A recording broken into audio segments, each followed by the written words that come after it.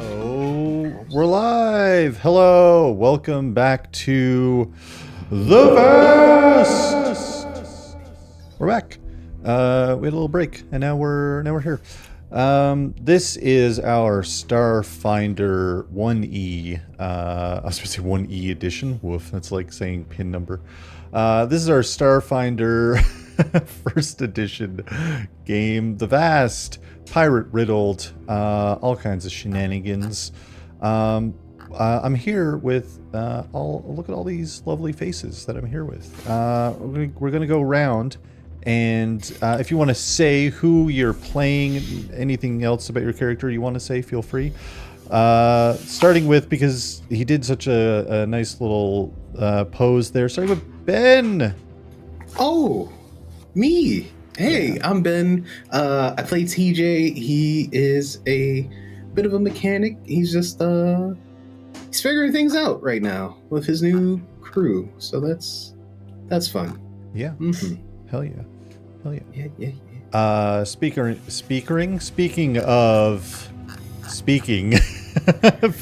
figuring things out, Katie. I'm figuring it out. Figuring it out hardcore. I'm playing Skrank. He's a little rat in space. Rats in space. Thank you so much. I was thinking, like, I don't know, like the MST3K, like, wait, Lost in Space. Is that a thing? I don't anyway, watch it. I don't know. Don't mind me.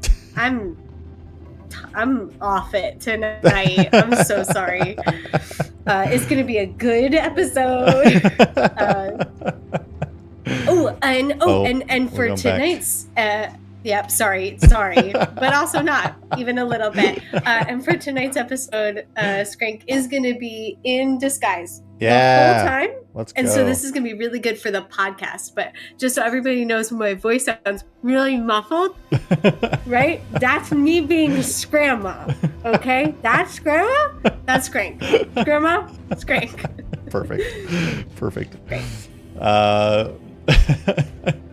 Speaking of in disguise, Beth. That's me. I'm in disguise as a functional adult. Aren't we all? I play Kivari, a Lashunta evolutionist, and she is on her way to fuck up some shit and make some friends, I think. Yeah. That's I like that. Fuck shit up and I came here to fuck shit up and make some friends. I'm all out of bubblegum. And hey, I'm here too. I'm the Space Squirrel 9000. It's me. No, nothing. Hello? No? Okay. No balloons. I thought I turned the balloons on. I did turn and they're not working. Nothing. No balloons. Oh, there it is. Party. Oh, there we go. Just had to do it for a long time, apparently. Had to register. Hey, so let's get me out of full screen.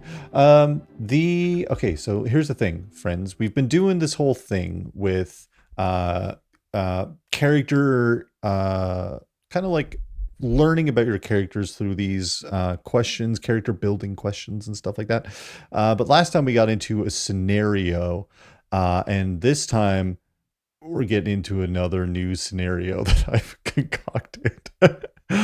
Maybe we'll get back to the 100 insightful questions by the amazing Ghost of Eli. I'll still put the thing in the... Look, you can go check it out on their website. They sell all kinds of game aids. They also they're running a dungeon meshy, start playing D&D series. I think it's D&D. But yeah, they've been running a bunch of games on Start Playing with a dungeon meshy theme, which is so fun, which is so cool. That's cool. Absolutely love that vibe. But anyway, you can go check out their work.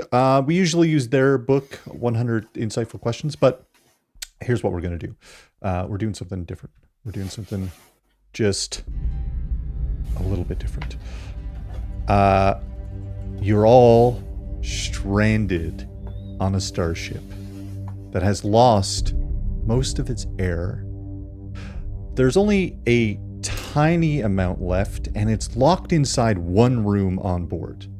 You spot a nearby vessel that you can leap to in your vac suit, but it's only a one-way trip.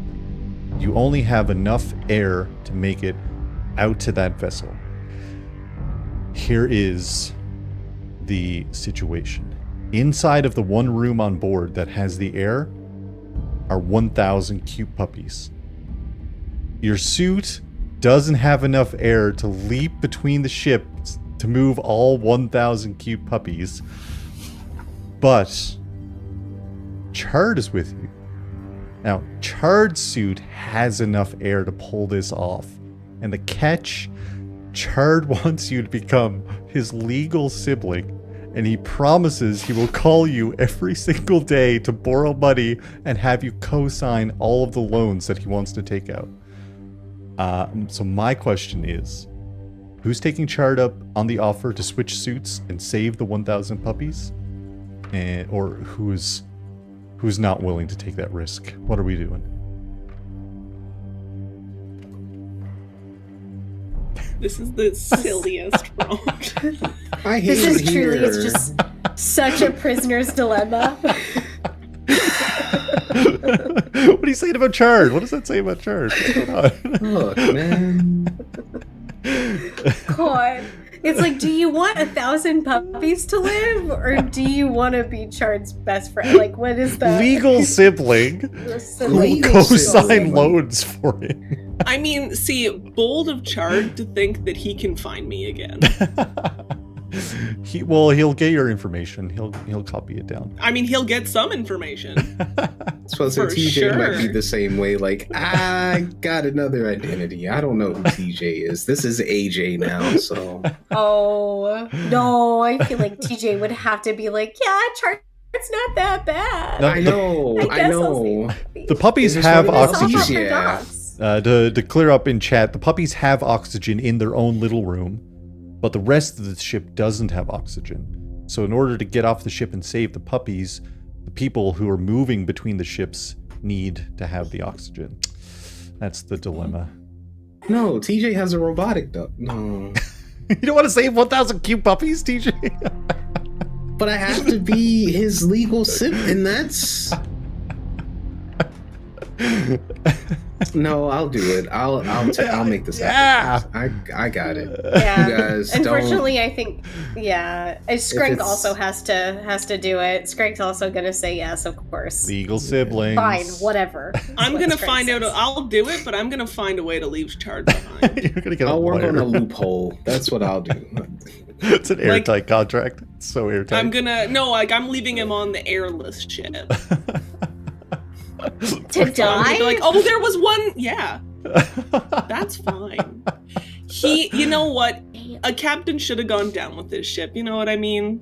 66% of his crew. 66% of his crew's gone. It should have been. It should have been all. Woof. Woof, Kiwari. Kiwari's here to That's make rough. friends, everyone. Doesn't want a legal That's sibling. the hard truths. Air quotes and friends. That's... Okay, so we got 2 legal siblings and then someone leaving Chard to die. Okay, that's Yeah. Okay. Yeah, I think that's reasonable. Yeah, I think that tells us a lot about our characters. Now I need an even more unhinged situation for the next time we play. I'll think of something, I'm sure. That was it. I mean, That was you our. don't have to. No, I will. It's more Chard questions. That's all it's gonna... You don't know. You don't know what I'm up to. It probably is. It's probably gonna be I want that. to stop thinking of ways to kill Chard. I mean, it is brewing in my brain already, but now I just Chard- feel like a bad person for being like, Chard might be dead. how could I kill him? Chard might be dead. I shouldn't have taken a big sip of coffee. It's my dilemma. That's my dilemma. Take a big sip of coffee or don't, Justin. Let's take a big sip of coffee, I guess. I guess I gotta take a big sip of coffee. It's so late, Justin. I You needed- can't drink coffee now. I needed to get through this. I needed.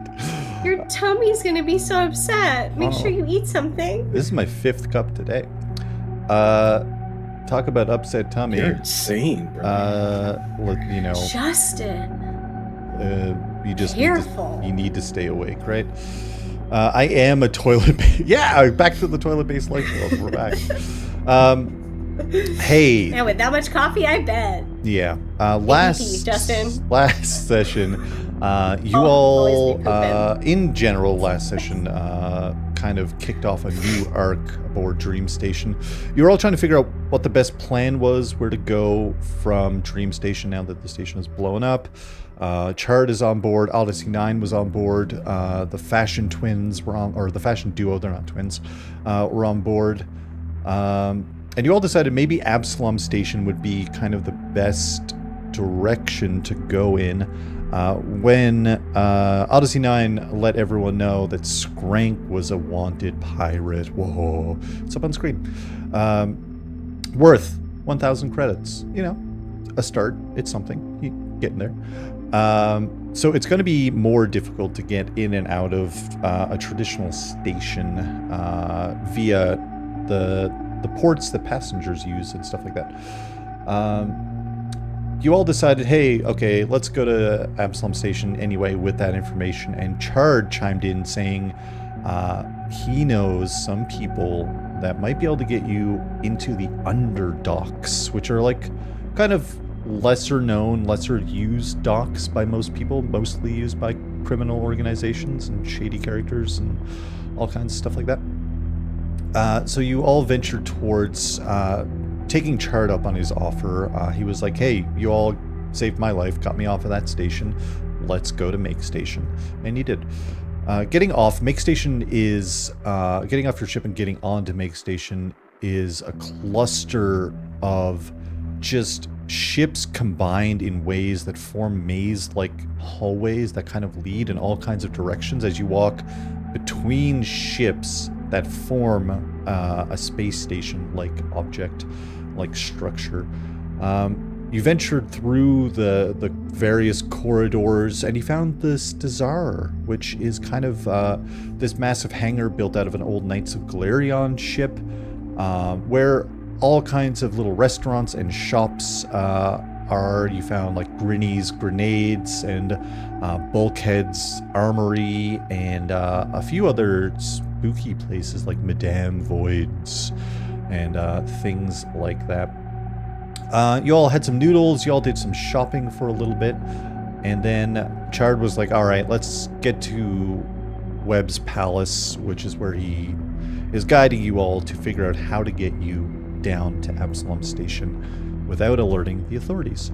Upon walking into the lounge, there was jazz, some space jazz music playing, which is what I have my playlist labeled as, space jazz. Some little space jazz. Love some little space jazz, right? Yeah, some space jazz is playing. It's a good vibe within the area, within the lounge. You saw all kinds of interesting figures, and I can put them up on screen, on the stream, on stage, playing along with the band. There's a Kasatha on board with 4 arms, just kind of like playing the drums. There is like this beautiful Lashunta on the microphone. There's like a Sheeran, which is the bug folk, playing. Like there's another bug that like is illuminating as he's playing the keyboard, like playing the parts of the bug that's like illuminating and giving off noise. And then of course there's a full skeleton with a big star on their face, a very 50s pompadour thing going on with like gold teeth and just a very flashy individual. Even like their microphone is like a gold plated microphone. They're just shredding this guitar on the stage, who we've dubbed David Boney. They had a name. I've deleted that name because Ben said David Boney, and I'm like, that's a way better name.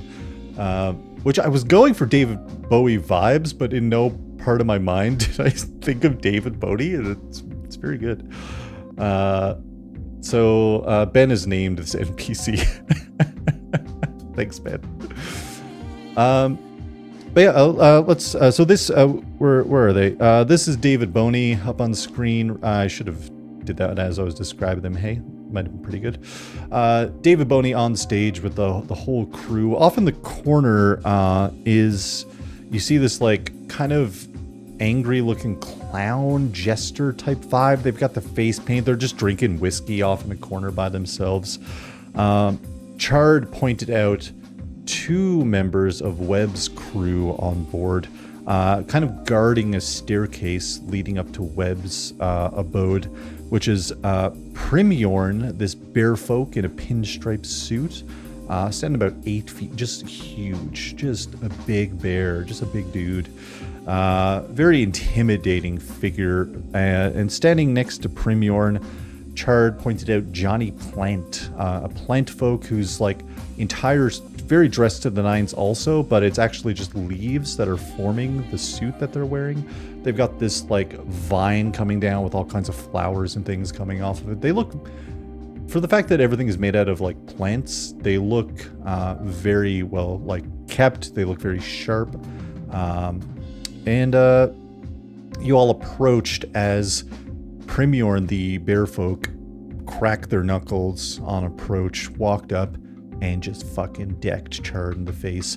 Chard goes like flying backwards, crashing across the table, and like for a moment, like everyone's like, and then the band cuts back in.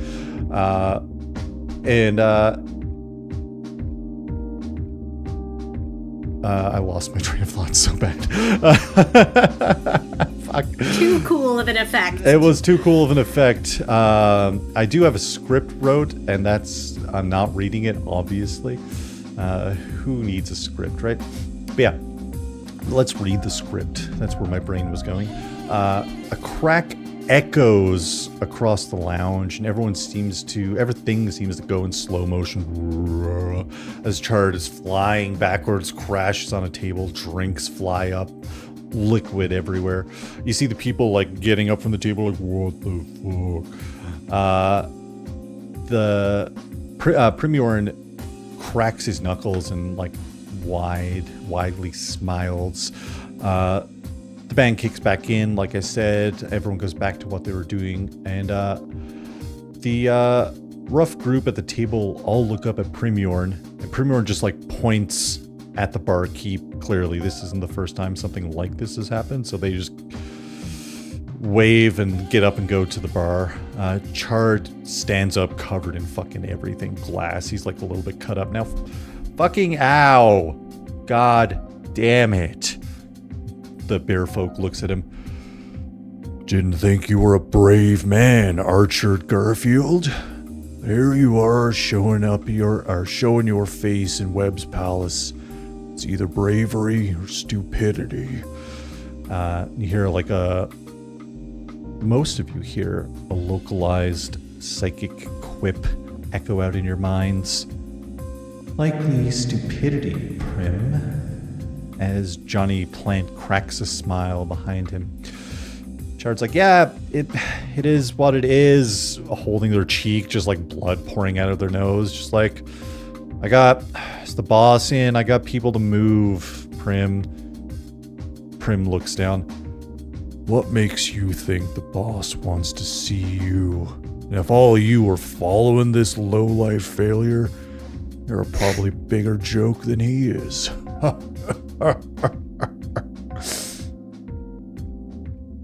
And yeah, this is the situation. Grandma's gonna just like step up. Okay, I'm not wearing them. Skrank. What character do I play? Yep. Skrank is gonna step up in Grandma disguise and go to Primyorn, and they're gonna be like, now, dearie, he's more than paid for his time with that company. You get out of our way now. We gotta go see the boss. He, in fact, and I'm gonna pinch his cheeks. You're so sweet. So tall. Snuggly. So tall. So impossibly tall. You absolutely don't. He picks you up and drops you back on the ground. Ow! My old bones. Shit. It was worth a shot. Yeah, worth a shot. The mighty bear folk looks down at you. Chard, in fact, hasn't paid for any of his deeds. Chard owes quite a pretty penny to the big boss upstairs. Chard's like, what does this change? I'd still need to see him.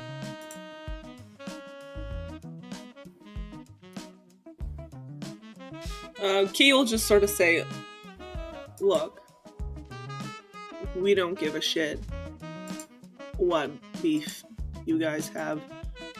He told us, Chard told us, that your boss might have a way for us to get aboard Absalom. That's all we care about. You can have your beef with him. Just, can we move this along? As you're saying this, you hear a large and then you hear a sound, something heavy clanging down in quick succession, just tick, tick, tick, tick, tick, tick, tick, tick, tick, tick. Two giant metal purple mechanical legs with razor sharp red blades clang down on the landing rail up above you. And looking down, you see a figure staring from above. You spot 6 of these metallic purple legs in total, each one forming kind of like attached to a semi-ring of machinery. Sitting in the center, you spot a trowel. I'm going to put them up on screen as well. Got slight, sharp features, deep purple skin, their white hair pulled back in a tight bun with the sides of their head completely shaved, showing off various tattoos in the absence of their hair. They dress in dark clothing, dusky purples and blues. It looks like they have some kind of ornate armor on, but it's covered in just like this kind of tattery rags and cloaks and clothing like that. But adorned on their shoulders is a large golden yellow heavy cape with this purple trim, very sharp and regal looking. They rest this vicious looking blaster rifle across their lap as they gaze down from above. Their voice just kind of effortlessly echoing out across the lounge. Premion, bring them to me. Chard's friends too. And the figure turns, walks away, and you hear the large again. Premiorn looks down. Oh, I guess the boss does want to talk to you, Chard. And lifts Chard up by the front of his shirt and just like throws him over his shoulder and starts walking up the stairs away from you. Johnny Plant just kind of like snaps his fingers and you see all the vines disappear back into the floor, and he does like a flourish and points you all upstairs, but you're all still in the lounge for whatever you want to do.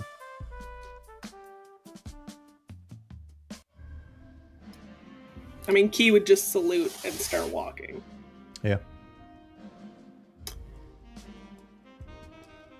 Everyone else follow? What are we? Well, Key's already going. I can bring Rick, right? Like he doesn't. Can he come into office? I don't know one. You hear a voice in your head. I don't see the harm. And you see just like this vine come out of the ground and just like scratch under Rick's chin.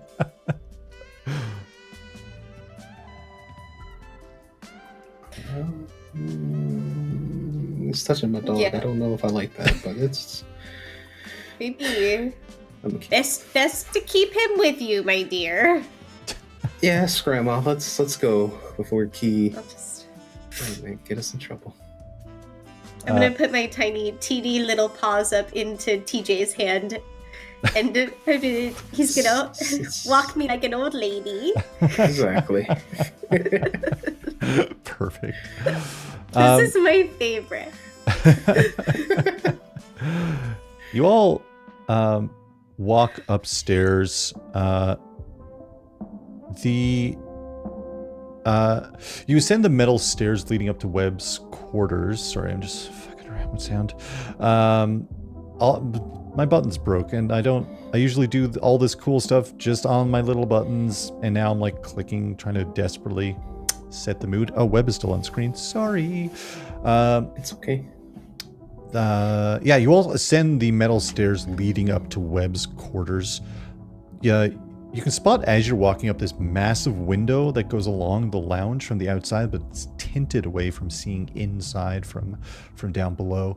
But it stretches the length of the area. A massive metal door slides as you approach, and you kind of walk in. Either side, you see there are two guards standing. They're also dressed in this like ornate kind of armor, but heavily cloaked. The guards are wearing these dark visors. You can't see their face, but you can see their hair and the bits of skin poking out. You can kind of tell that they're drow also. The left side of the room as you walk in is that same window. Looking down over the lounge, you get like a huge view of kind of everyone down and around there. And if Skrank would like to do a perception check, not with your nose, but just a regular perception check, you can go ahead and do that. Since now you're getting kind of a look around. Okay, all right. Hold on. Let me not accidentally exit out of everything. Okay. That's, sometimes it's hard. Sometimes just doing this is hard. Yeah. The fuck do I add to perception? Very quick. +4. So I got a 10. A 10. All right. You take a look down over the area. You think you might spot some familiar faces, but you'd have to head down and really take a look at some point. But with the 10, you're like squinting. I'm like already squinting because I'm a grandma, and so I'm like I squint harder, and I'm like, oh, my eyes are what they used to be. What are we looking at? I don't know. I think I might smell someone a little familiar, but I can't quite see because I'm so old. Figured it was worth another try because you rolled a nat 1 last time. So. I appreciate that. Yeah, no, this time I got a 6, which is like 5 better. True, that's math. It's true, Scram. You kind of like look down over, you spot, you're like, I think I know who that, but it's hard, it's almost impossible to tell from this distance. I'm so old. Along the right side of the wall is a huge aquarium with all kinds of like strange exotic fish, and it casts this beautiful bluish tealish kind of glow across the rest of the room, that kind of watery reflection of light. The bottom below the window and the aquarium just stocked with like bookshelves, and you see nice lounge areas, various points. Like this room is fairly long. It's not too wide. Again, it's built in like a hangar, right? On like a side room of a starship hangar. But there's an aquarium along the side, and you see at the beyond all these like little lounge areas, and like they've got, some of them have like whiskeys and various different drinks laid out. At the very back of the room is a massive table. You see Webb sitting in their massive spider-like machinery. Excuse me, at the head of the table. If Key and TJ want to do just a perception check as Skrank is looking out the window, you can go ahead.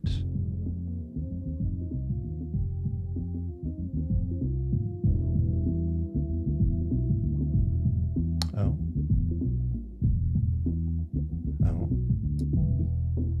That's a 21 for me.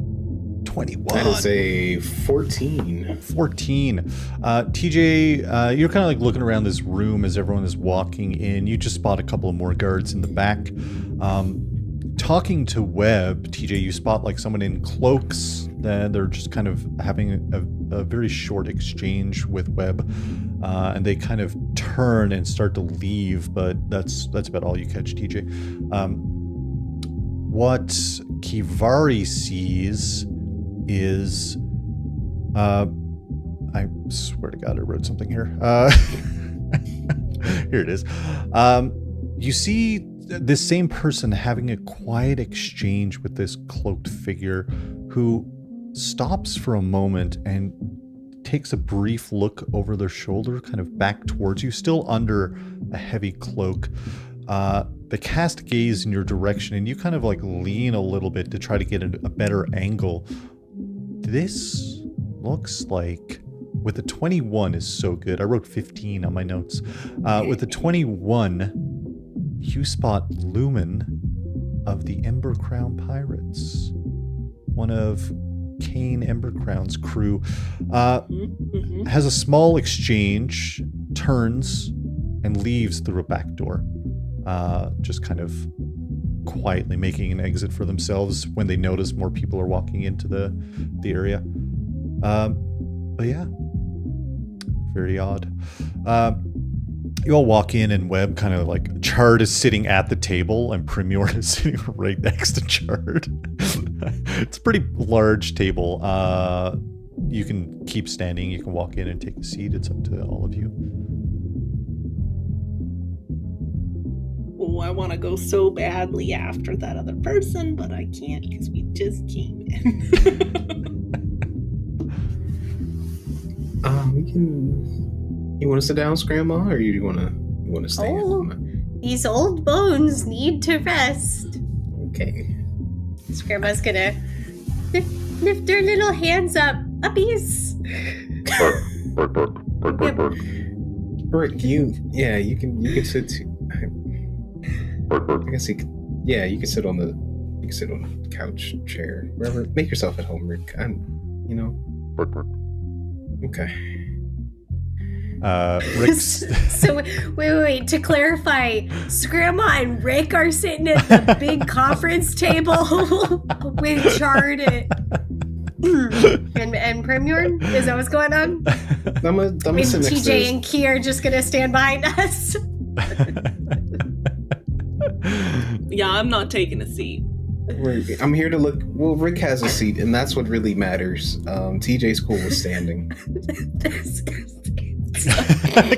Katie's bad. It's just us in the background. Yeah. You got Grandma, and we're going for intimidation. That's Grandma, Okay. and Rick's just. Got it. So Rick and I are the brains of the operation, I guess. You are. You both sit down, and the other two are standing, which is perfect, honestly. Webb looks at if anyone actually also, if you're trained in culture, you can go ahead and do a culture check if you want, maybe to glean some kind of culture specific information. But no, nada. I got a 7. I have it as a class skill. Does that count as trained? That's a great question. Does that count as? Because I mean, there is like a trained, like it says requires training below, but it's not. You might have to be. I'm just checking right now. That's what I'm doing. 4 in culture. Why don't I see? I don't see. Oh, I do have trained. There we go. Let's move that out to a new tab, maybe. It disappeared. Okay.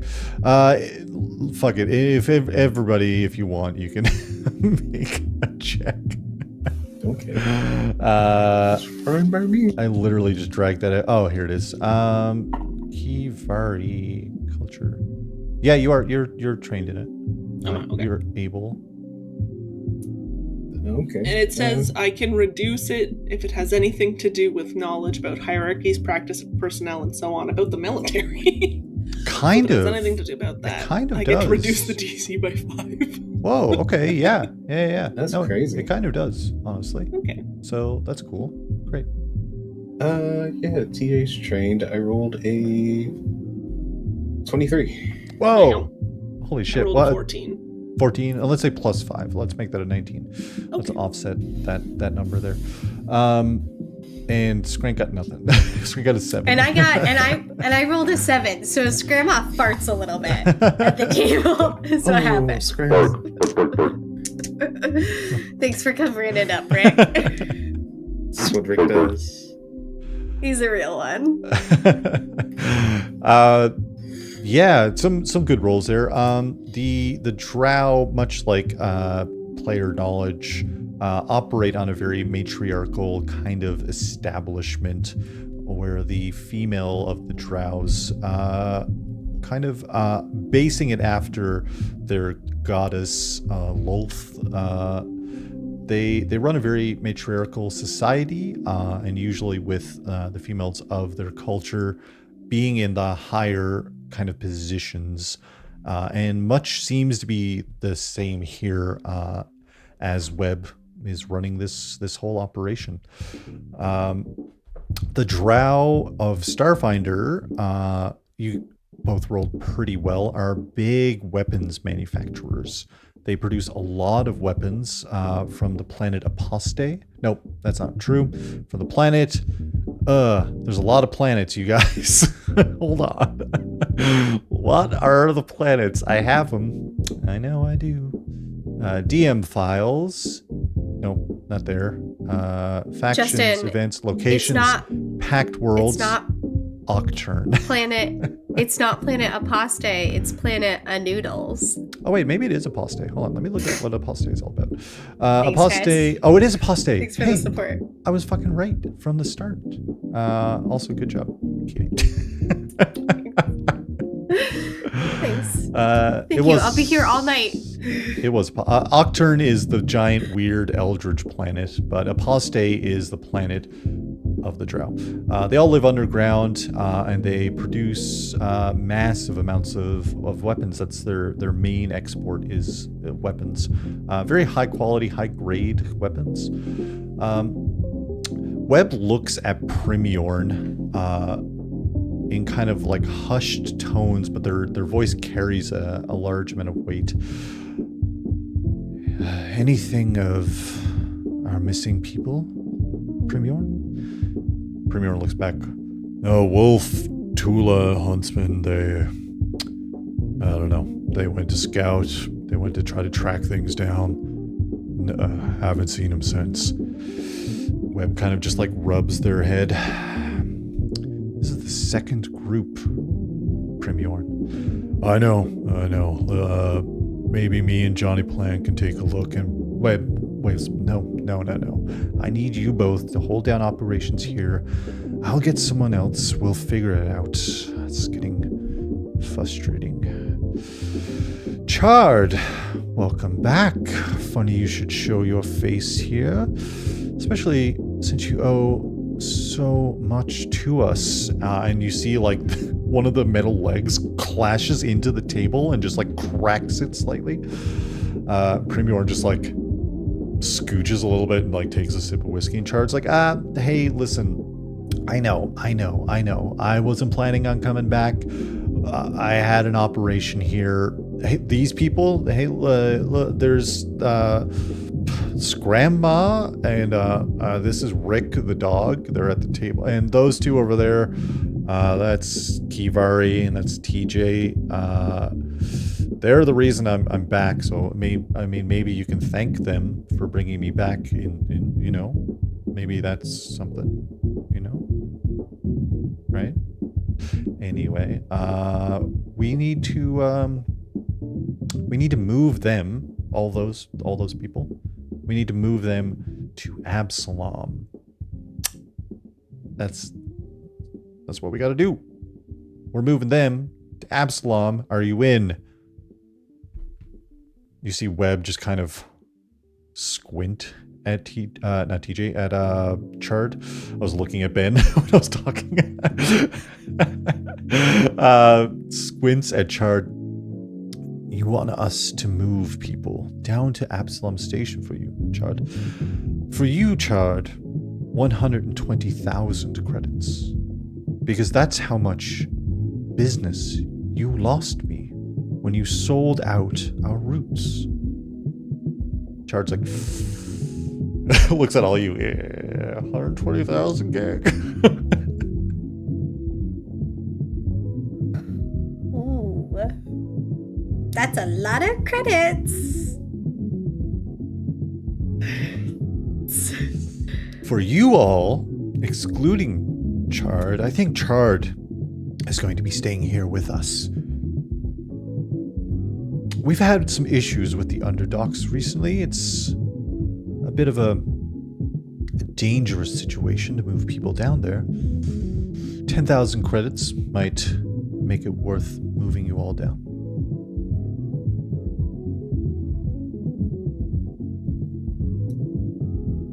What if we instead help you deal with some of the stuff below? Oh, this is... Maybe we can establish a path. Outside of... Well, not outside of my jurisdiction. I'm just a victim of what's happening down there. Do you not... I'm sure. You're not aware of anything that's going on Absalom Station, I take it? No, enlighten us. Well, they're referring to them as the Frost Demon. Some colorful figure has shown up and has been wreaking havoc. The Knights of Galerion aren't able to get them. They've been mainly operating in the Spike, but occasionally they'll take to the streets of Absalom and wreak havoc there. They've lost a lot of knights, and they put up a pretty bounty, but we're not ones to take bounties from those like the knights. Instead, our business is being ruined as a lot of the stuff moving to the underdocks is being interrupted.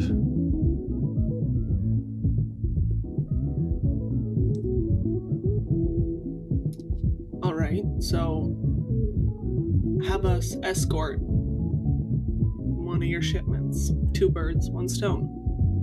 We'll see it not interrupted, and we get aboard. Give me let's set a DC. I think 15 is kind of a fair DC. You can use. It's up to you. You don't have to tell me what you're rolling, but if you're bluffing, you can roll bluff. There's diplomacy to try to take a very traditional kind of means of convincing them to win them over. Or there's intimidate also exists. See, I feel like intimidate is going to be my best bet.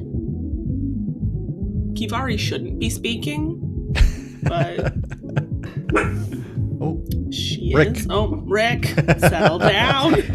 Hey, he's excited. Okay, all right. So I would love to roll and intimidate as I stand there like this, like pushing out my muscles extra big. Okay, get pumped up. Doing the arm See. thing, putting your fists under your arms. You can't see it because I'm all in black, but I promise they're there. Yeah, let's roll intimidate. We're aiming for 15. Rooney said that's 120 Skranks. It's true. It is. Oh, guys, we're gonna do it. It's a 17. Whoa, let's go. I guess. Webb leans back in this massive mechanical construct that surrounds them. The blaster's sitting on their lap. All right. And looks at Primorn, and Primorn's like, "Hey, we're down 5 people right now. We are down 5 people. It's an interesting, very interesting."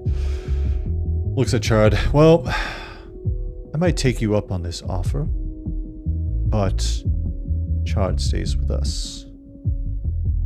Honestly, that's a favor. Really, at this point. What? What do you mean that's a favor?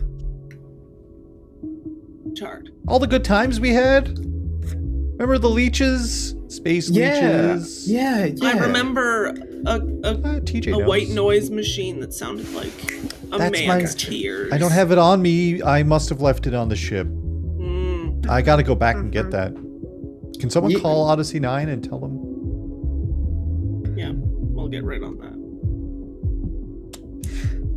Didn't you guys want ship stuff too? No. I mean, yeah. Were you gonna provide ship stuff? Me? No. What? I don't have stuff. What are we talking about? Well, exactly. That's the problem. I'm the face of the group. Kivari regards his face that is hamburger meat on one side. It's so bloody. It's so swollen already. His eyes puffed out. And she's like, no offense, but I don't think that face served your last group so well. So perhaps we'll give it another shot. Listen, don't speak ill of the dead. Looks at Primyorn. Do you got frozen space peas? Do you have any frozen spees? Yeah, spees. Some spees come right up. Webb looks at you all. Now, Chard will be staying here. We might be able to get you to escort. We'll have to figure that out.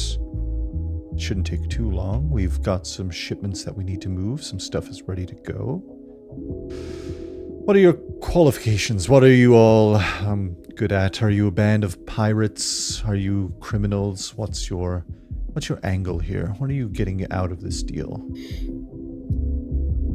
I'm sorry, are you interviewing us, or are we just doing you a solid so you do us a solid? If that's what you want. I didn't realize I was signing up for something. It's just thought this was a means to an end for both of us. It is. Good point. You hear as the main door opens into the room, and you see like this kind of again, the ornate armor, visor, bunch of like cloaks and rags kind of torn up a little bit. Excuse me. Walks up and like leans down to Webb, starts whispering something. Webb slams their fist on the table. What do you mean? I'm sorry, ma'am, but a lot of our shipments have gone missing. Primyorn looks over the table. What do you mean the shipments have gone missing? We put them in lock and key. We had people watching them. Yes, I know, and it was a very organized job. We opened the door, it was locked, and everything is gone. Webb rubs their forehead. This just can't get any worse, I swear. Looks at you all. Okay. A delay in operations. How about this? You find my goods somewhere on this station, and I'll cut you in on the deal, including a transfer. And if you happen to see some of my people and they swipe their hand and you see a hollow sphere float in the center of the table, and you see three kind of I got descriptions, I'm sure. Boop, boop, ba-doo. You see three just like again, drow. One is kind of like short and stocky and kind of like looks a little bit tougher, and then two of them look like identical. They look like twins. Very well dressed. All of them are kind of dressed in the same kind of manner. It feels like that's a theme amongst Webb's drow here. This is Wolf, Tula, and Huntsman. They've been missing for quite some time. The last time we had goods that went missing, they were trying to track them down. If you find them, I will make sure to give you a little bonus on top of whatever we split. The goods we're moving are worth quite a bit. I could cut you in. Let's say what you were going to pay, 10,000, is what you'll make off of this deal.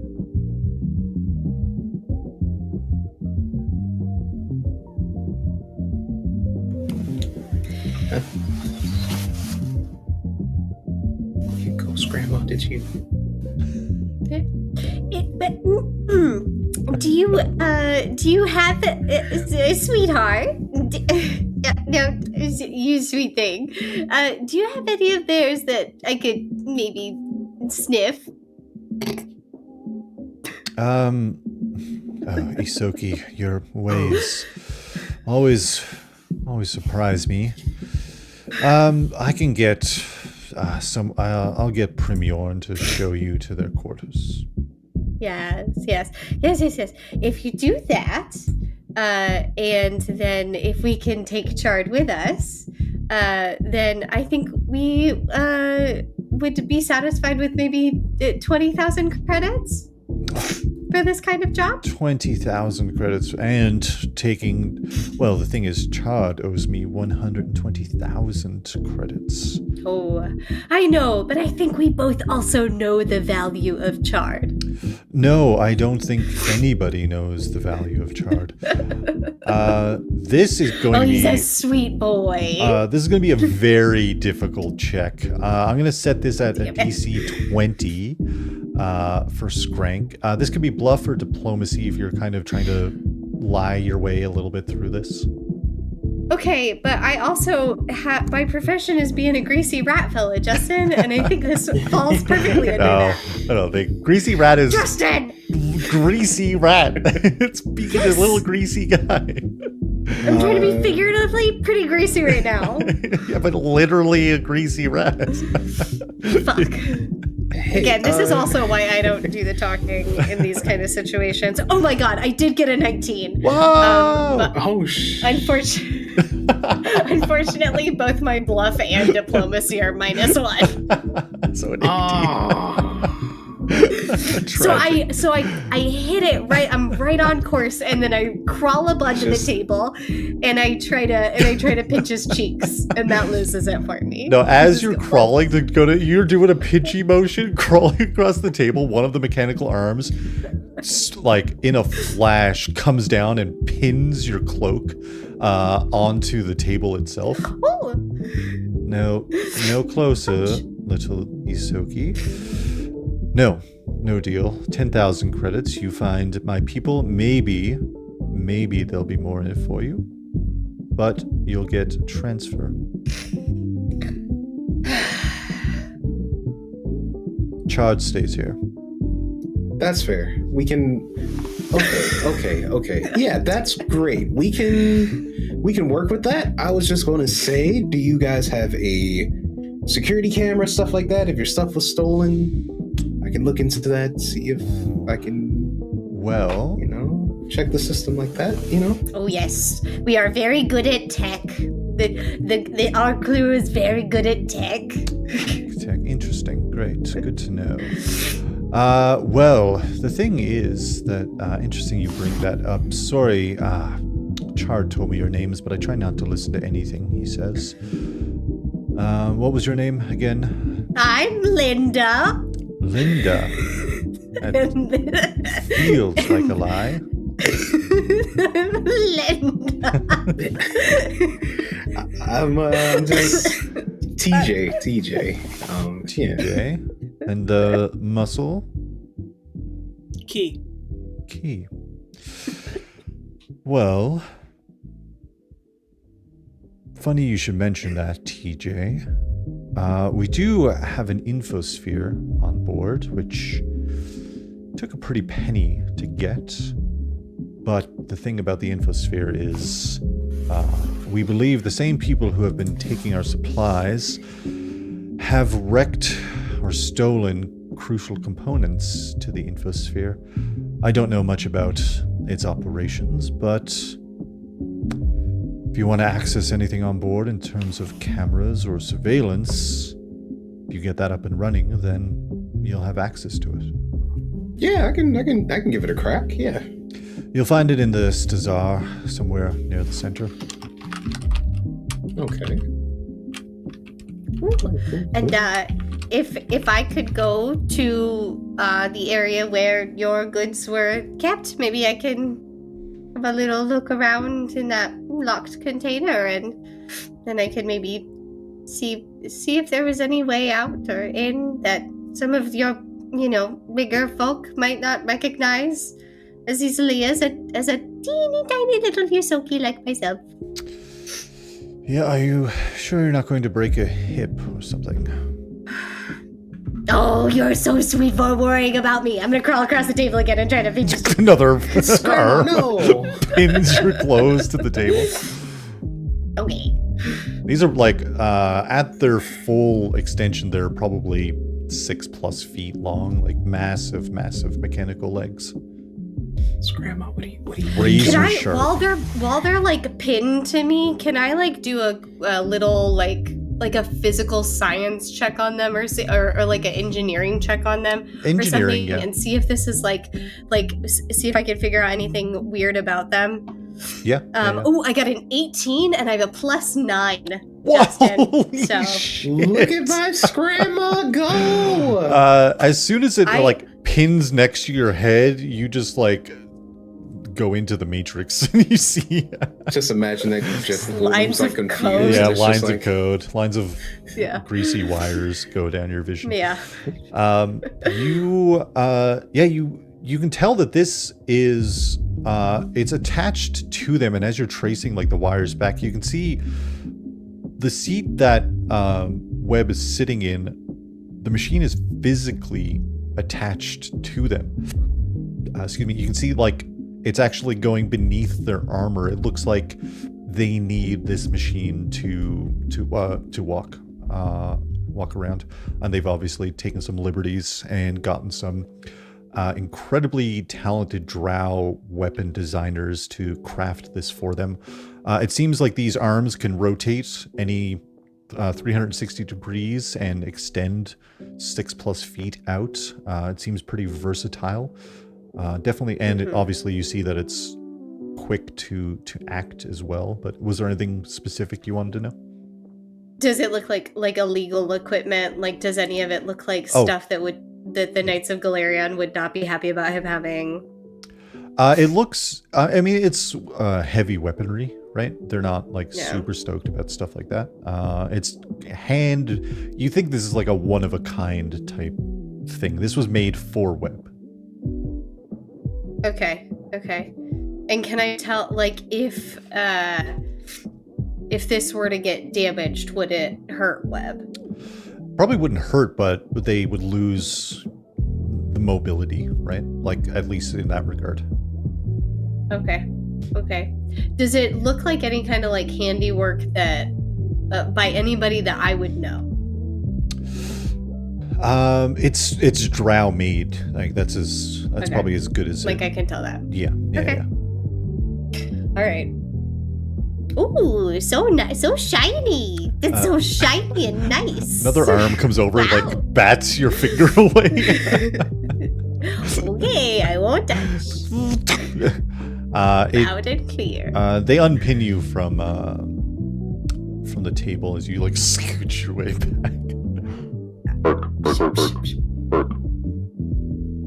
Oh, what's that, sweet boy?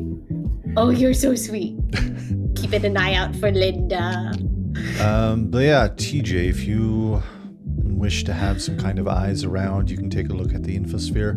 There's all kinds of colorful folk that walk through the Stazar, but there is a resident mechanic on board. They might be able to help you out. Okay. Sprocket, you might be able to find them somewhere. They're usually doing some kind of work.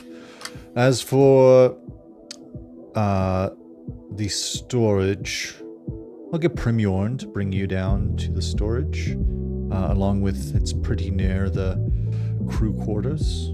You can take a look. Maybe get a catch of a scent of who took our goods. Okay. Any demands from you, Muscle? What's your dealings with the Undergrounds?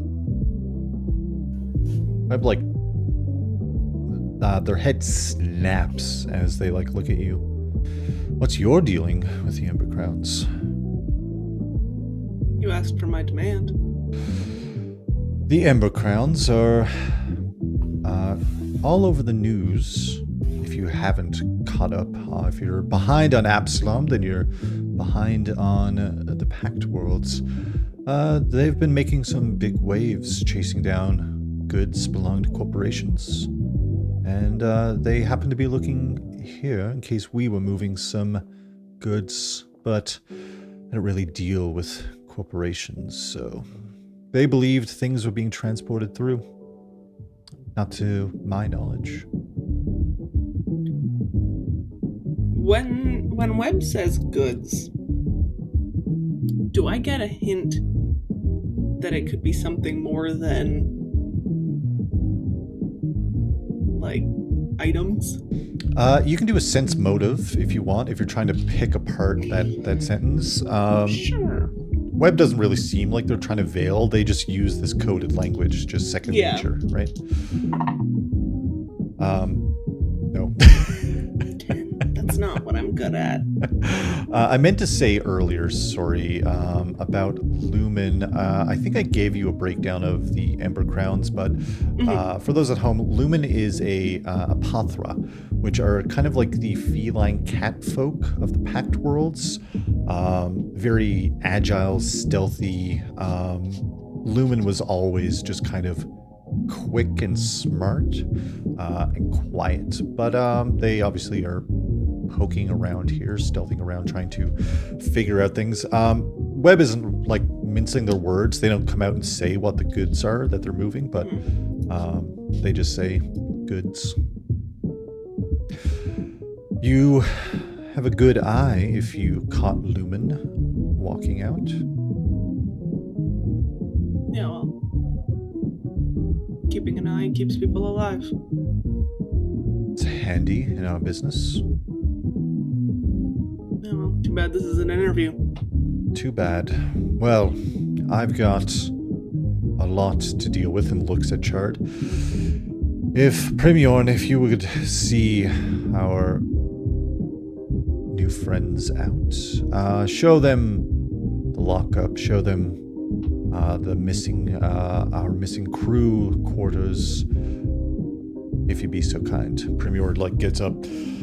All right, boss. John is down front. If you need anything, all right, all of you, let's go. Really fucking hard pats Chard on the shoulder. Chard's like, oh, it's like, see you soon, Chard. And just walks out. Chard's like, okay, please everyone come back.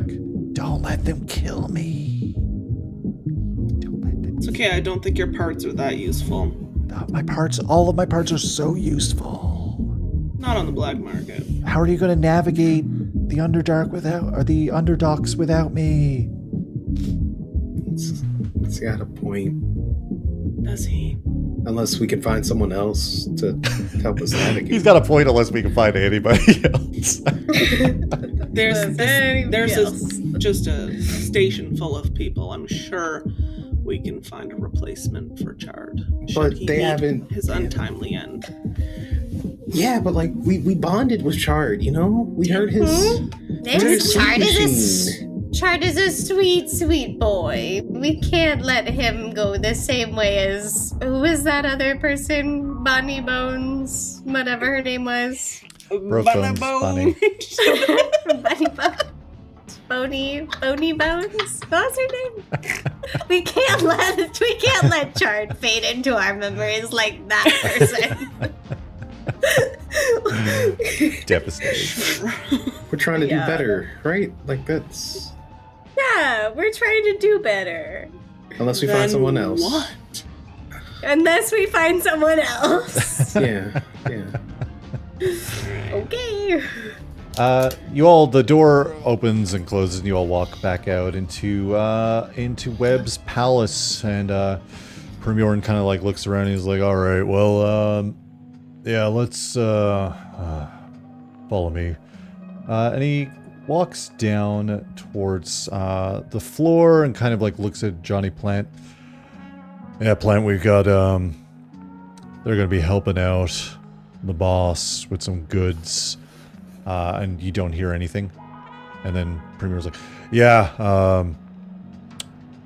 fucking the lockup broken into. And then there's another pause, and you don't hear anything.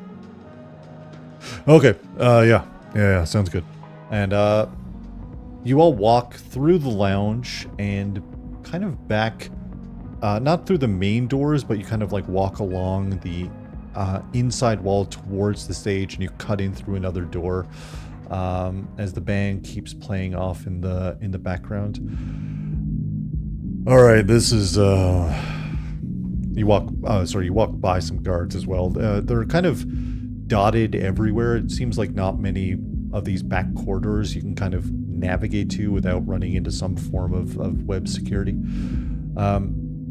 This is the lockup here. These dipshits fucked up and let someone, something, whatever, get in. And he kind of like shoves the two guards who are standing next to the door. They go flying in fucking both directions, like land hard on the ground. And he like punches something on the wall and the door slides open. It looks like a fairly large storage area. Yeah, they cleaned us out of most of our valuables. Stuff over that way is like food and drinks. Stuff, a huge empty area in the center missing. That was stuff we're moving for a heavy amount of credits. I don't know, Isoki, if you whatever you wanna do. Yeah, I'm gonna real quick, like, before I do anything, I'm gonna send a telepathic. Never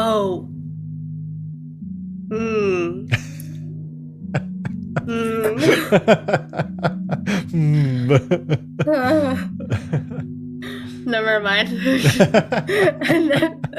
I'm gonna fucking keep my mouth shut, and then I'm gonna pull my sniffer out, and I'm gonna. Yeah, definitely. You can do. Oh wait, here's actually.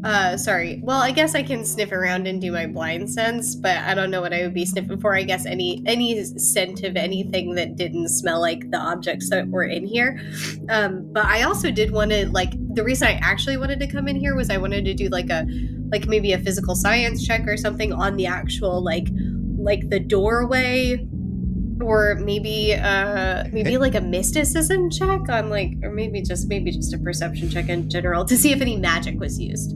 Okay, yeah, you've got your cantrip for detect magic. I believe you can just cast that at will. Yeah, just do that. But is Bear Guy's Primorn hanging out and looking at us? Oh, it's okay. I was actually about to start talking to him. Yeah, he's like in the doorway. All right, well, if he wants to maybe distract him, maybe if I see Key starting to distract him, I don't really want him knowing that I can do magic, you know? Yeah. What's TJ? Sorry, my shirt was all bunched up. You what's, good, dude? What's going on? Justin's just tooting. Justin's just out there ripping ass. No, my t-shirt got stuck on my chair. You killed Okay. Bev. No. I'm sorry, Justin. Is what happened. It's the truth. Just a fact of the matter. That's rough, dude. That's rough. Yeah. Ooh, do we need to take a bio break? We will in a minute for sure. TJ, what's TJ doing while this is happening? I don't think we're at the infosphere, so... No, you're still within the lounge area at this point. I mean, TJ can wander off, go check out the infosphere if he wants. I don't want to leave the group. That feels kind of... You know, does have the muscle in grandma, so I think he's going to try to investigate as well. Might do a little physical science, see what he can come up with. You know. Yeah. What is it that TJ is like? Is there something specific you're looking for? Some kind of vibe that you're kind of going for? I think the vibe TJ will be looking for is trying to figure out where they maybe exited, or maybe if they left anything physical on the ground, maybe a sort of form of ID or something like that, maybe. Yeah, a clue or something. That'll be perception, and Skrank is casting detect magic. If Skrank also is doing a perception check, you can also roll. Kivari is chatting up Primorn as Captain Skrank and TJ So we're kind of like casing the inner area, and we will take a little break and be back in just a few minutes. Everyone, BRB. BRB, BRB. Oh, we're back. Hello, we're back to the best. Where we left off, we were investigating the storage where a bunch of goods had gone missing. With Primorn of Webb's crew, Kivari was chatting them up with all that charisma, and got that Castroval Riz. And while TJ and Skrank were being the detective duo, casing the joint, looking over stuff. Sherlock Holmes and Watson? Yeah, Watson. Let's start with well, both of you, I needed you both to roll perception checks. Let's start with that, actually. What did you not Scrappa? I had rolled mines before we went to break. I got a 21. Whoa, holy shit, TJ. Constantly rolling good. With my dice from Justin. Anything is possible. Let's go. What did you get, Scramma? Scramma? Oh, no. I believe in Scramma. Katie's dying. it's just Scramma's got fully pneumonia. Scramma pulls out glasses that makes them see worse. Actually, can't see for shit with these glasses, but they look pretty like on brand, I think. Anyway, I rolled a 4. So woof. Yeah. And my perception is a +4. So I got an 8. An 8, yeah. You're sniffing around. TJ is kind of like, TJ gets Rick to help out. Rick has like all kinds of sensors and stuff probably. As Kivari is chatting up Premier, what's Kivari doing as Premier like crosses their arms and is kind of like looking in at everyone? She definitely is a little less so trying to be like super charming, and is probably actually being a little too blunt and being like, so is there any reason that one could be incentivized to turn against Webb? Are you guys compensated well? Is Webb a good employer? We're compensated very well for working with Webb, thank you very much. And we get full reign of Makestation here. It's a sweet little gig we've got set up. So Webb runs Makestation.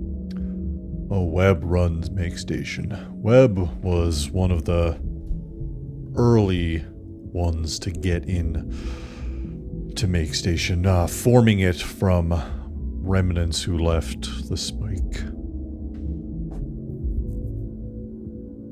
Yeah. So, with the likelihood of these 3 that we saw turning against Webb, would that be, did you know them personally? Did they seem happy?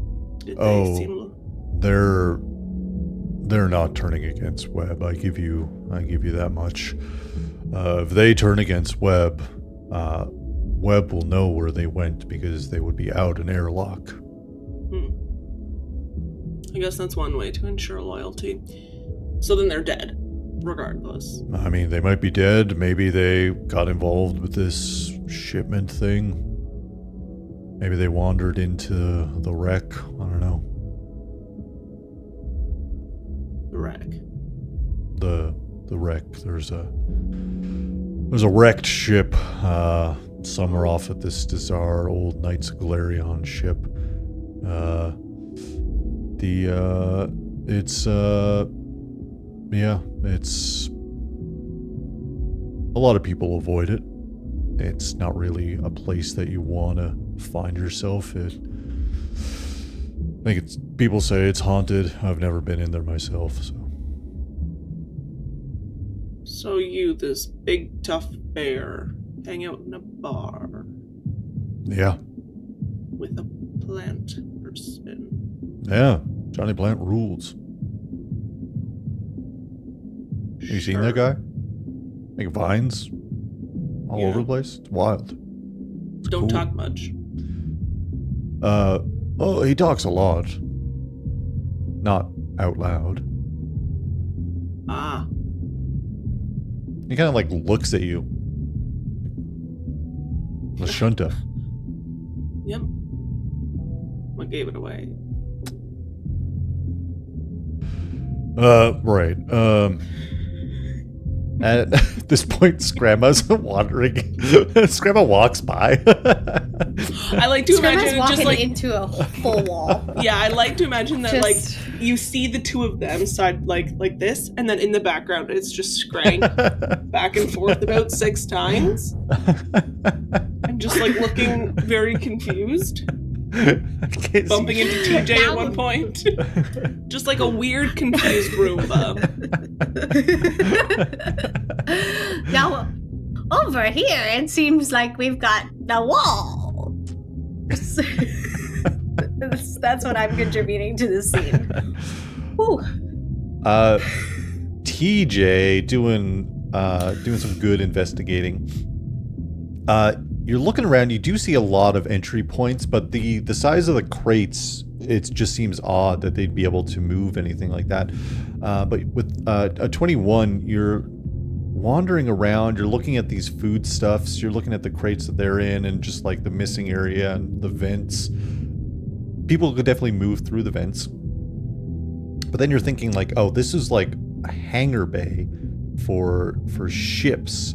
And then kind of like flush with the floor, almost imperceptible, you see parts of the floor could drop down and move ship parts and larger goods and things like that down into lower sections of this kind of lounge hangar type thing that you're in.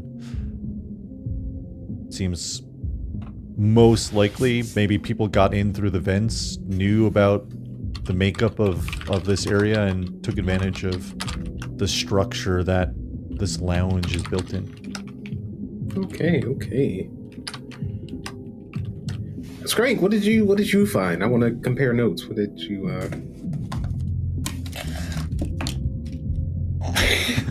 Over here Yes. is. Can I actually roll another perception check to find some cheese? There's food stuff, yeah. With an 8, that's all you find. Yeah. All you smell is cheese. Yeah. Oh, over here is some cheese. Oh, actually, you know what?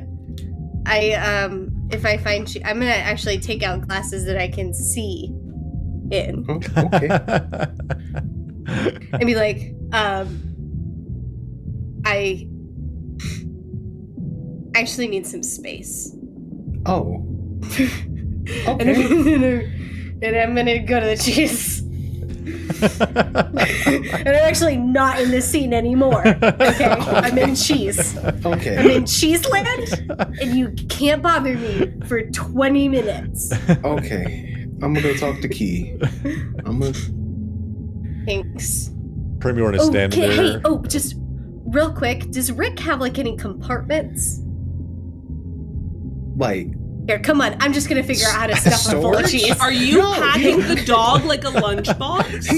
he has feelings. What do we? No, you can't. Yeah. Right him off to the cheese. Yeah, Skrank rides Rick over to the cheese. This is where I am now. I'll leave Rick with Scramma. Key, are you?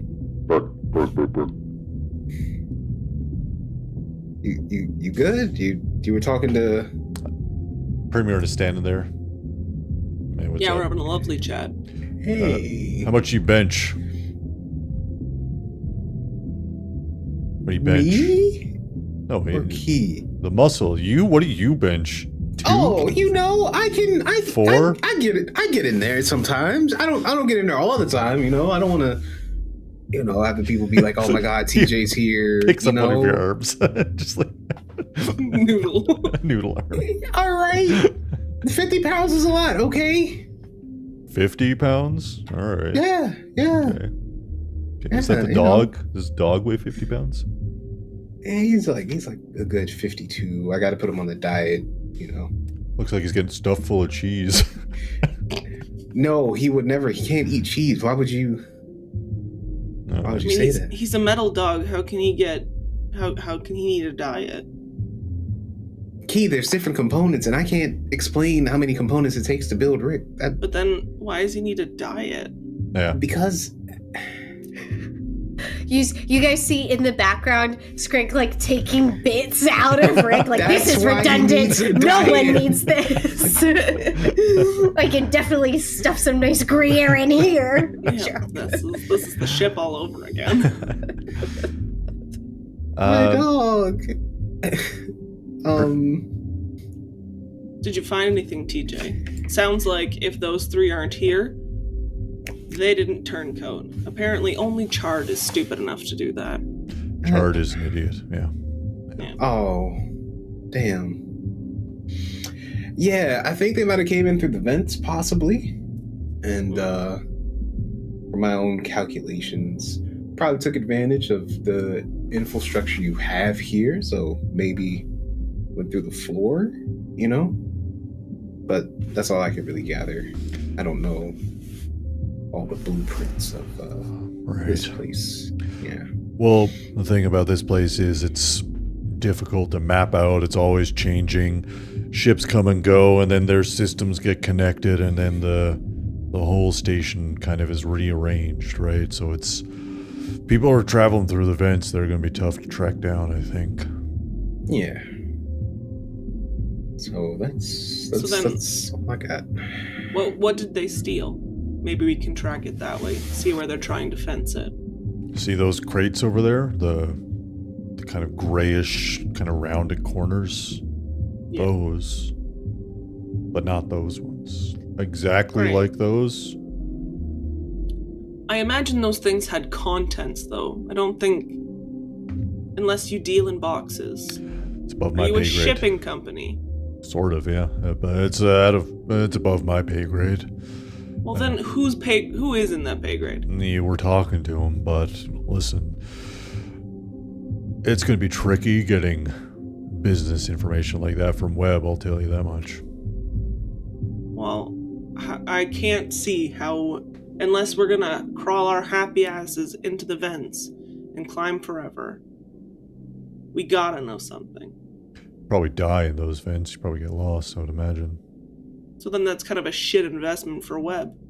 They're not losing out right now. They've already lost out. Yeah, so what's more to lose? Yeah, a lot to gain. So goes over, picks Skrank up, walks back to the door and lays Skrank. Skrank is 4 times as heavy as he was when he came in here. Skrank's cheeks are big. Cheek pouches? Big cheeks. Full. Full. Double 10 cheek pounds each cheek. Skrank went on holiday. Wonderful. What happened to Rick? Why is he? Why I got a notification? His weight's increased. What? Rick is waddling. Yeah, Rick is dripping cheese. It's like a fondue in there. Oh, he's a good boy. He's a bad boy. He's Linda's good boy. He got all that queso in him now. Just so much queso. It's a lot of queso. Primorn shuffles you all out. All right, that's the storage. Listen, walks down the hallway and punches another pad on a door.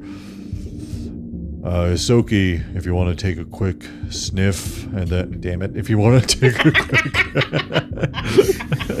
if you want to take a quick sniff, Isoki. Skrank, if you want to do another perception check to try to get some kind of scent for the missing folks who Yeah, I'm gonna roll a different fucking die this time. Yeah. One that won't forsake me. Only those other ones would arrive via the mail. Yeah. If only Canada Post would stop also forsaking me. We support Okay. unions here. Pro-union. Okay. All right. Well, that was a 15, and then in perception I have a +4, so I got a 19. Whoa, hell yeah. It's the glasses. It's the new glasses that I can see out of, and True. also all the cheese reinvigorated me. Yeah. Grandma's looking younger than ever. You find some items, just like clothing and stuff like that, and some like cologne type things, and you're like, that gives you enough to go off of, or at least enough that if you find yourself where you suspect those missing folk might be, you'd have I'll give you a +2 bonus ongoing for finding them. Thank you. Lovely. All right. I am officially a bloodhound. Yep. All right. Please leave. This is my social energy zapped. Do you have just a quick question? Do you have maybe like maybe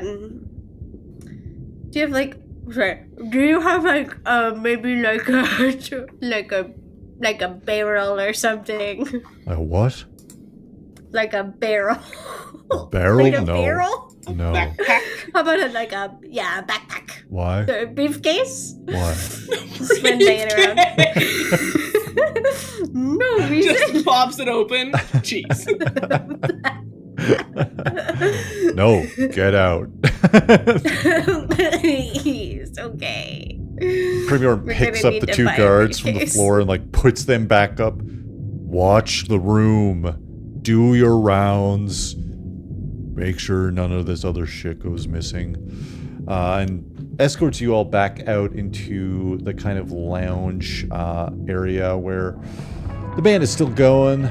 Everyone is still chilling out, chatting. All right. If you find anything, you know where to find us. This place never moves on the station. That much you can at least be sure of. Okay. It just turns around and leaves.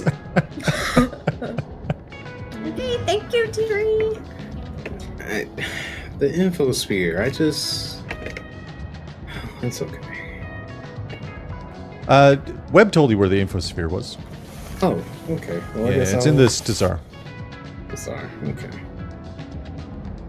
Can we go out to this Dazar and get a briefcase? Yeah, I think Am I we're a largely briefcase? off the hook.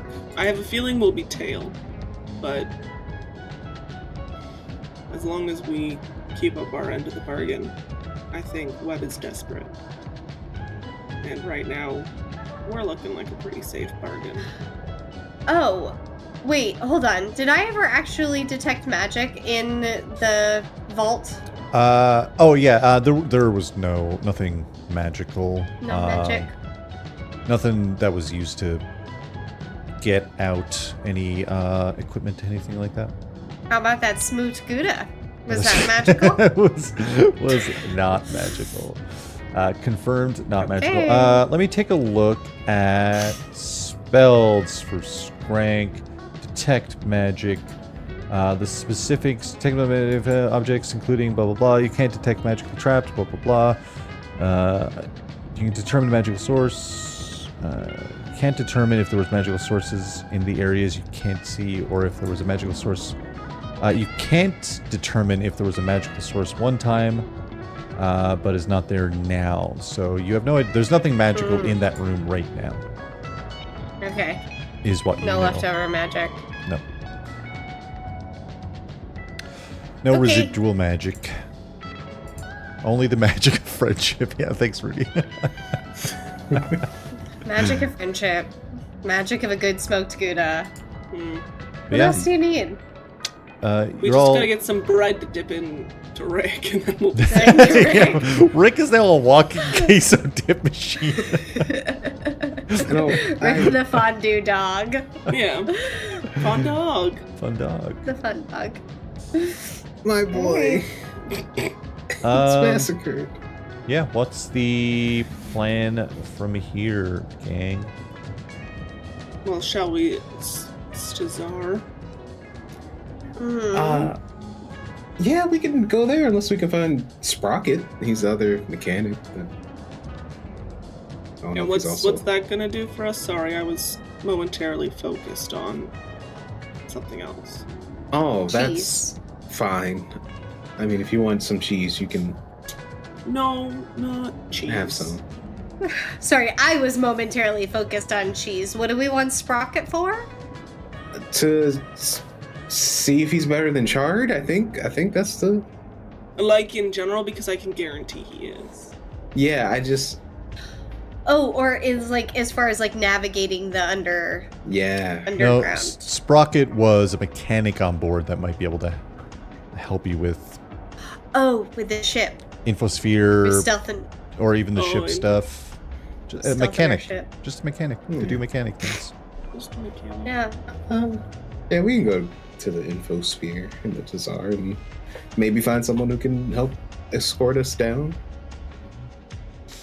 Since I don't think any of us know the way. Yeah. Yeah. You all leave the Webb's palace. You walk back by the IO, the little floating gremlin-y guy outside of the door with a large neon sign. I'll put him back up on screen. Do I have him here? I sure do. This guy on the stream right now, this like little impish dude who's floating. He's got like a visor, red visor on, and clicking away at things that you can't possibly see. But yeah, you head out from Webb's palace. You go down through the ship that is sideways. You're traveling down on like this metal piece that's kind of been installed as like a makeshift elevator. Back through the strange pipes and walkways, now without Chard to kind of guide you through. You walk back out into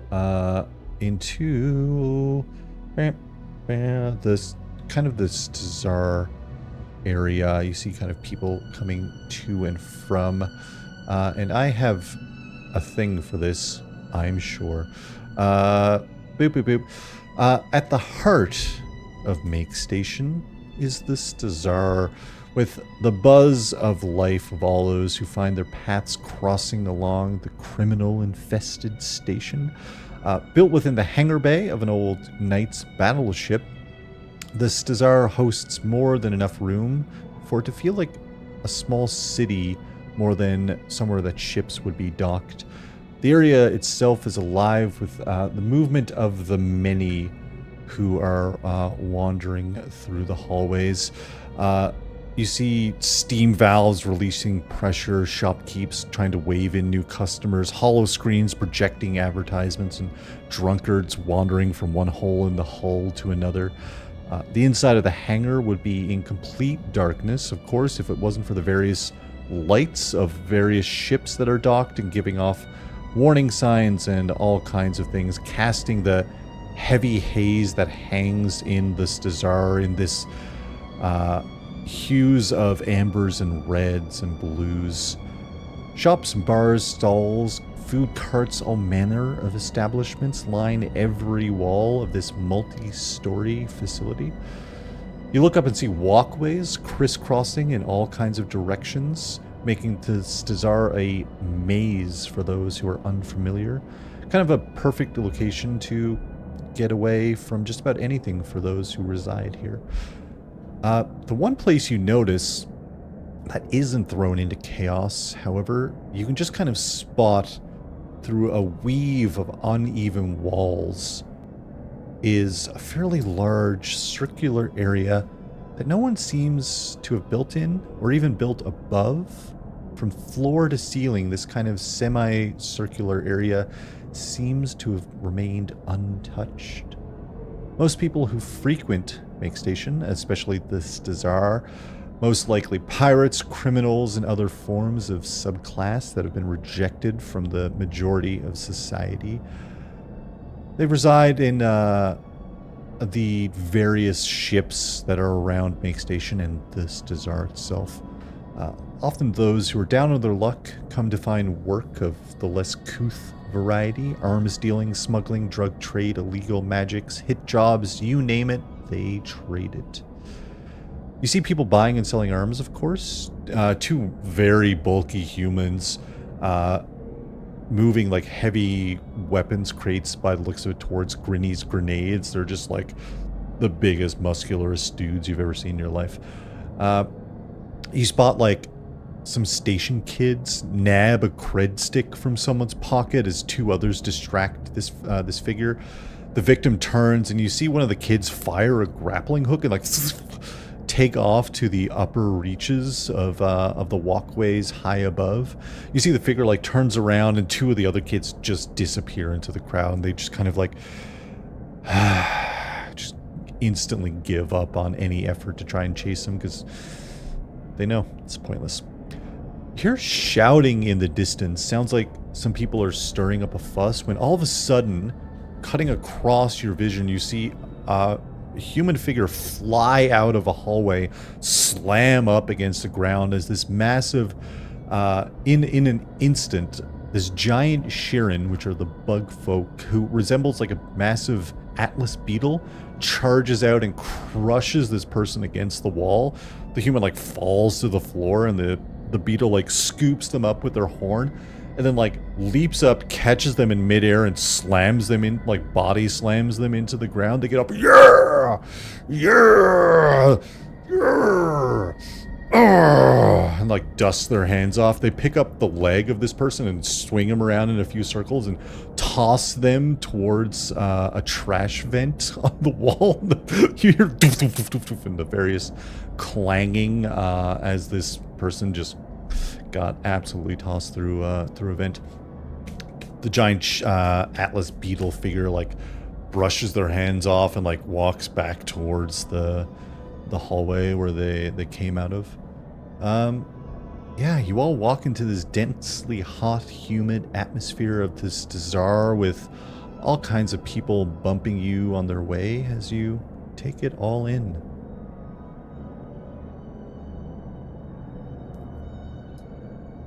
What are we doing? So, gadgets. Do you remember where we're supposed to go for this orb? This sphere? You, gadgets. Me? Oh, the dog. Me. Rick's not a gadget, but No, your gadgets. Oh, okay. Relax. I know Webb says somewhere in the center of this place. That's all I really got from the conversation. Right. You're just so helpful. Yeah. I'm gonna cast dancing lights around us just to keep us like lit, or like just to keep like the area around us lit. Yeah. Also to have a full rave. Just getting lit. Just getting lit. Get fucking lit. In this creepy place. No, I just don't want anybody sneaking up and stealing my cheese again. I mean, so still Rick, and we can't have that.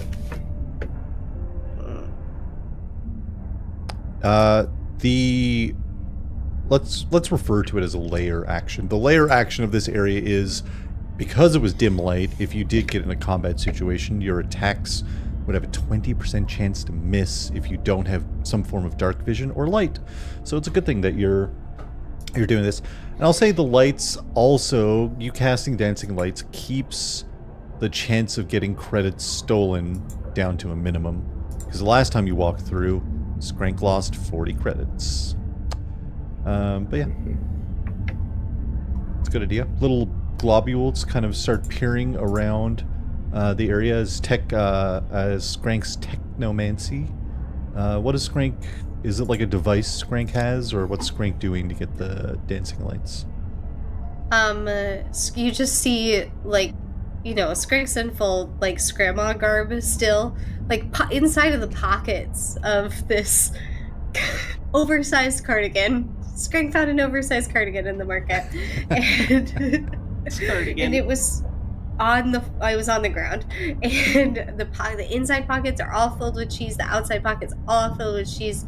Skrank's cheeks are just so filled with cheese, and all you see is this little tail from behind, just flick, and like just a little bit of light just flicks off of their little greasy rat tail.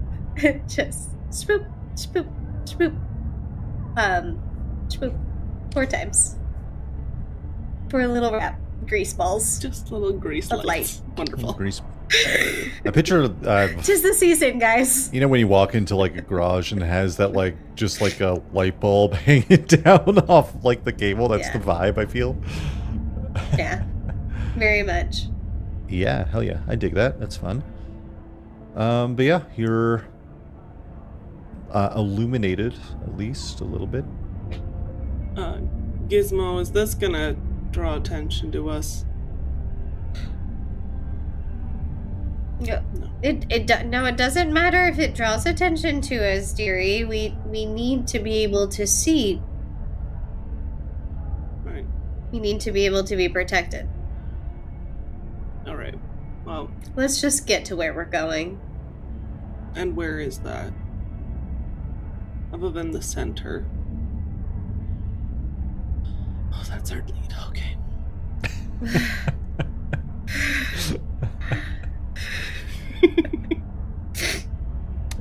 You're heading towards the center-ish area. Is that the vibe? Yeah, I guess. Yeah. Can I like do I know, yeah, I mean, can I do like gosh, what would this even be? Yeah, I don't know, it just feels like something, like, it feels like there's something mystical about this. Oh, you know what? No, never mind. I don't know what I'm trying to do. I'm trying to understand, like, the history of this place a little bit more. Like, it feels like there's maybe something, like, magical that's going on in this place, and I'm trying to, like, understand that. Like, with it being so creepy, you know? Yeah, I mean, there's definitely a lot going on with the station itself, and there's a lot of places and figures you could go to find out more. I mean, there's the very spooky Madame Voids that was pointed out by Chard, which he is terrified of. Primyorn was telling Kivari that there's rumors that one of the attached wrecks is haunted. There's a fair chance that, you know, there's magical things going on. It's the Pact Worlds. A lot of unknown wild magical events occur across the planets. Kivari will suggest I'll ask Scott Pilgrim. She'll just really roughly doodle the picture, like sort of vaguely like what she saw. And she'll be like, we can ask people if they've seen these people. And she's just holding up like 3 stick figures. An excellent idea. This is a good time to remind everyone that everyone has comms devices, but the comms devices actually act as kind of like smart devices. So you've got all of these like little the comms that were on the ship. TJ has one already from Rick, because Rick doubles as TJ's kind of comm device hub. Best boy. Rick like projects like a little hologram light from his mouth. Cheese falls out. Yeah, cheese-filled comm device. The best kind. We've been cheesed. But Webb would have. Does that mean we can like Google Lens this stick figure drawing that he just did? Webb would have sent you who you're looking for, basically. I just like the idea of Key just doing that. Though. Yeah, you can do that. That's fun. Yeah. No, but we could either ask that, or maybe someone else who's a little better at making friends can try and see if somebody particularly wanted to fuck over Webb. Sounds like, from what the Bear Man was saying, that they're one of the founders, sort of this place. So, topple a giant. Big score.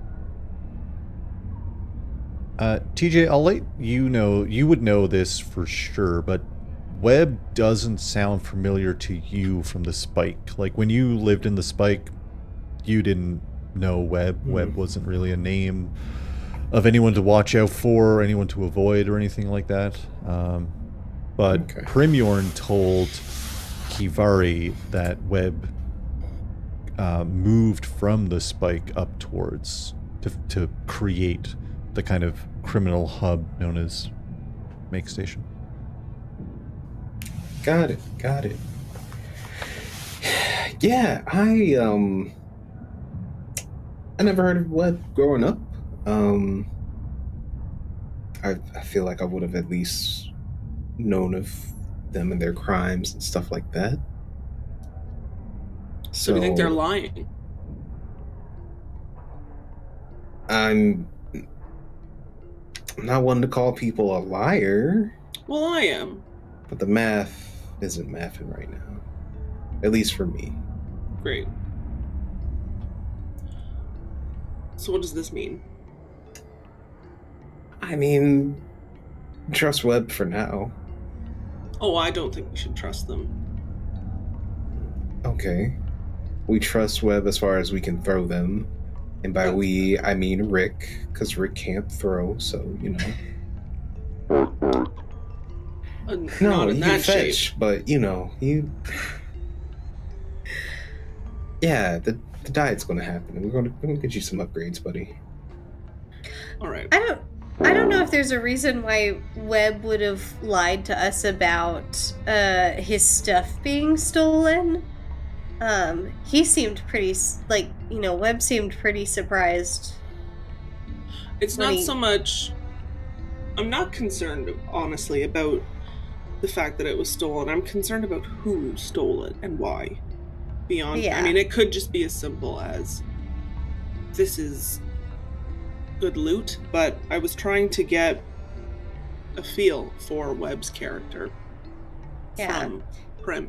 And it sounds like they should be someone to be afraid of. And yet, fucking Chard managed to pull one over on him. And now these three. Prim seemed to think it was unlikely that they turned on him. But, I don't know. It's mighty suspicious, at least to me. Who's gonna know about the vents in a place that constantly changes? Okay. Are we all kind of thinking that it was likely an inside job? I think that's a fair theory that we can keep in play. I'd just like to know who we're dealing with. Yeah. We can always go to Madam... What's the place Chard was freaked out about? Madam Void. Madam Void. And see maybe get some information there from a party that might not be, affiliated with anybody. It's not a bad idea, Gadget. Thank Why you, don't you lead the Muscles. Oh, you two are so sweet. You walk on through this Stazar, heading kind of towards those shop areas and things like that, where you kind of saw the strip of like the noodle place and Grinnies and bulkheads and all of those little places. It brings you through the kind of central area, this kind of space where nothing is built. You see a collection of like little benches, all kind of facing towards the center of this area.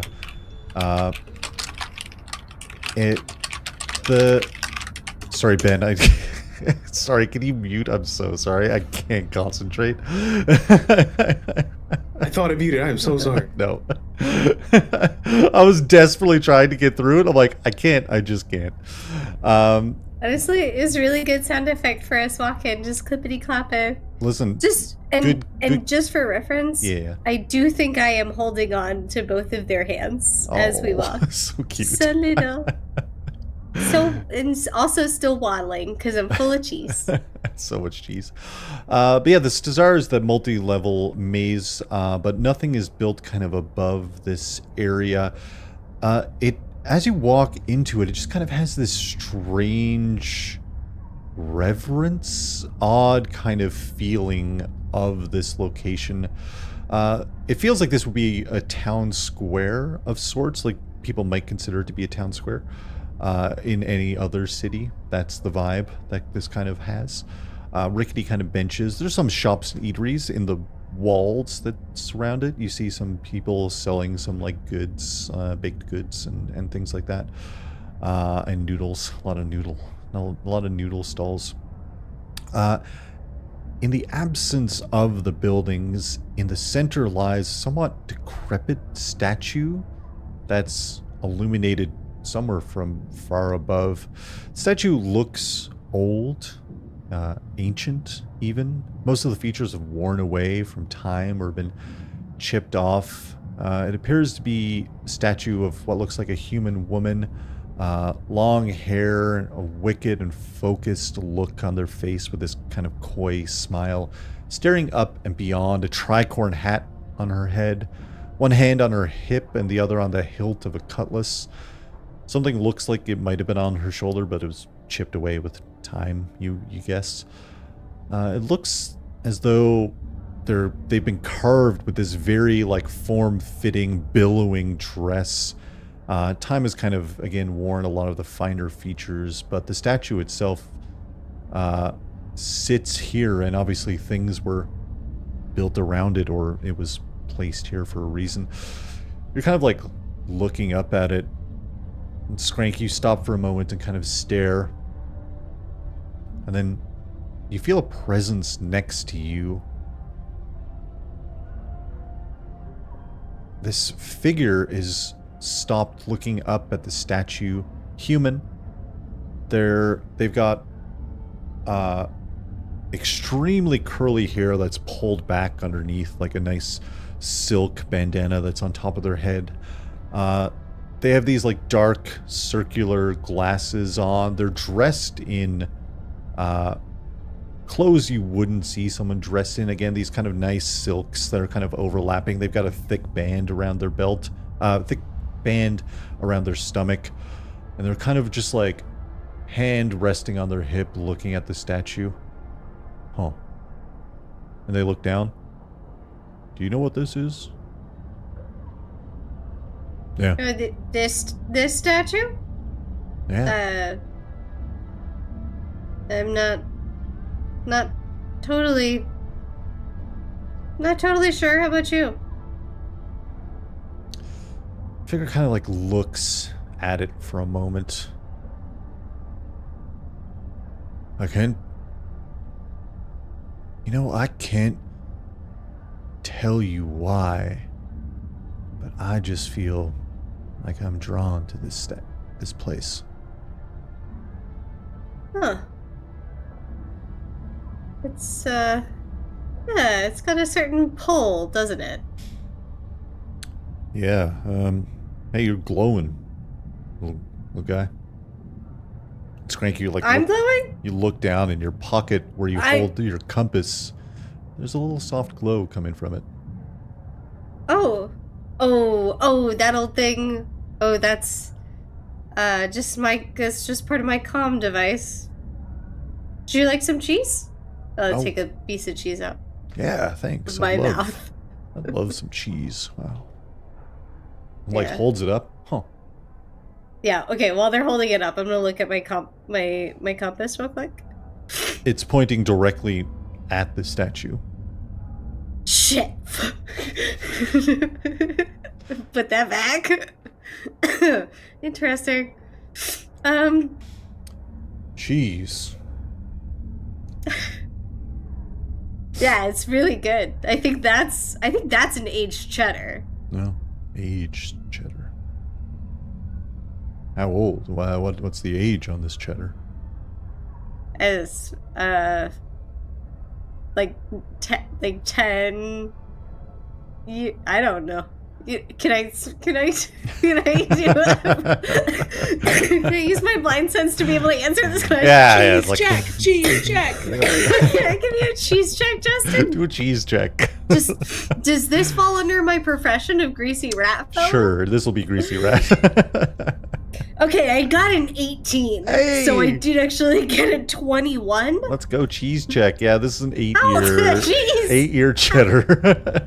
Aged for 8 Sorry. years in an I oak say very barrel. confidently that cheddar has been... Oh, that cheddar? That's been aged for 8 years in an oak barrel. It's a good one.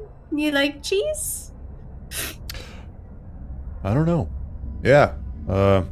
Like takes a bite. Oh. Cheese. Yeah. All right. Yeah, it's pretty good, right? That's- Okay. My name's Scramble, and I'm gonna reach my little paw out, and I'm gonna go to shake their hand, and as I do, I'm gonna detect magic. They what's Justin? the what's the let's detect magic is your lights are gonna drop, I think. Oh no, your lights are every minute. So Yeah. your lights last a minute, that's fine. Detect magic is concentration, and it doesn't take it's just a standard action. Is there no verbal semantic components in this game? I guess. What session is this? No, I'm a great rat magician, Yeah, and no one can ever tell what I'm doing. apparently. There's- Yeah, you Save DC is 14. you cast detect magic. They reach down and shake your hand. There definitely is something very magical on them, which probably is no surprise. Most people have some kind of equipment or something, you know what I mean? Like that could hold some kind of magic. They're like, Scramma, eh? Okay. Uh-huh. Nice to meet you, Scramma. Like looks back at the statue. Huh. I don't know. And what's your name? What brought you here, traveler? I think this statue brought me here. I don't know my, drawn a blank. You don't know your name? I don't think so. Hey, Key. Hey, Key. Hey, TJ. Hey, I made a friend. And they are lost and confused. Come here, baby. Let's get away from the statue. When and you I'm gonna turn try to talk to Key and TJ, you look back and this figure is disappearing around a corner. Like a Oh, no. Okay. wind. We've got to go get that person. What person? That What you person. talking about, Scramble? I'm gonna take off. Just running. I'm gonna try to run after this person. What the fuck is going on with that person? Lost grandma. Scramma takes off into this Dazar. The lights bouncing along, leaving Kivari and TJ in the dark, kind of humid hues of the center area, with the like weird light shining down on that statue. But you both see Scramma just hoof it. Follow Scramma, I guess. Let's go, Rick. You're losing this weight today, buddy. Scramma, give me. Let's make this a contested roll of some kind. Whether it's actually on purpose or not, who knows? But you can do your perception with your sense of smell. I mean, you give them 8-year aged cheese. I can sniff out that cheese, Justin. I know exactly where I'm going. Honestly. What is going on? Hephaestus, come on. You let me know what you roll when I you just rolled can. another 18. Whoa. 18 total? Oh no, I rolled an 18, sorry. And I also add my perception, which is 4. 22, Justin. 22. This strange weirdo is not getting away from me. And also, more importantly, that aged cheddar. I got a nat 20. I'm not even fucking joking. I got a nat fucking 20. over there. They, in total, that's a 31. You, Skrank, you run around the corner and you are met with just like the crowd. You like look around. Kivari and TJ catch up with you in a moment, and this person is nowhere to be seen. Huh. Are you trying to get fucking robbed? You're so No. fast. There was just there was a person who was looking at the You didn't see that person who was just standing there with the big curly hair and the silk all over them? God, they were gorgeous, and they were just staring at this statue. And I introduced myself, and I gave them cheese. And then they looked back at me, and they didn't know their name. They said they were just drawn to this statue. I think there's something going on with this statue, and something going on with that person. Okay, well, I don't see anybody like that. You gave them cheese from your mouth? That For my cheek pouches, okay? Don't That be still like is, that. That is still your mouth. That I feel I'm like gonna take actually out- is the biggest warning sign. I'm gonna take out my orb, my compass, and I'm gonna look at it. Is it still pointing towards the statue? It's still pointing towards the statue, yeah. If you want to do a culture or religion check as you all kind of wander back towards that way, TJ, you spot on the opposite side of this kind of area with the statue in the center, on the opposite side is a broken infosphere. It looks like an older model of infosphere. The newer models have hollow screens and everything is very like crisp and, you know, hard light screens where everything is translucent. But this is like very old school, like huge chunky monitors with like input devices that you have to like type your search queries and stuff like that into. It's got some screens that display news and stuff like that, but it's offline right now. But you spot that on the opposite end. I can... The infosphere, at least, I mean, it's old, but like, I could try repairing it, but I don't. But yeah, Skrank, you follow it back to pointing at the statue. Okay. You said culture or what? Religion or culture. Do we have religion? Should have religion. Can I do mysticism instead? Pretty mystic. Oh, you don't have religion. What? Pretty mystic. I feel like mysticism would be an appropriate substitution for Yeah, that, yeah. Justin. No, that- Thanks. Okay, so then I got a 20. 20, hell yeah. Tell me what's going on. This statue is Besmara, the pirate queen. Statue of Besmara represents almost like endless adventure, taking what's yours and going for just let me hold on. I have an actual thing. Besmara is a brash, fickle, greedy, and lusty, but follows her own code of honor, loyal to her crew and allies, so long as they remain useful and serve her interests. She scorns laws and civilization for the freedom and fortunes of outer space, delighting only in battle, plunder, risk, and thrill of the chase. Besmara does not concern herself with good or evil, but disdains acts like senseless murder that bring no profit or reward. She revels in strife and trickery. She believes that if she wants a thing someone else owns, it's only fair to take it. There are a lot of pirates that worship Besmara. Besmara was like a 20 is pretty great, and it's kind of folklore that Besmara was a goddess back in the days of old planet Galarion before it vanished.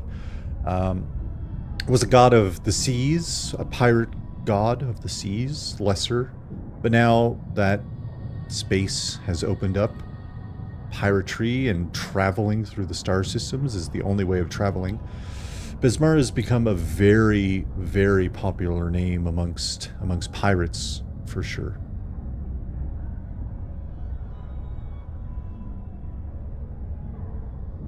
Huh. Okay. All right. So I'm looking up. I'm assuming I'm like reading this off of a tablet at her feet or something. Yeah, it's just on your phone. Okay. All right. I was just interesting. Okay. I put it. No, okay. I'm gonna kind of like look at the orb, the compass, and like shake it around a little bit and be like, "Really? Is this what you were pointing to this whole time? This like Peter Pan pirate lady? This like wannabe live by your own code? Skrank, Like Skrank.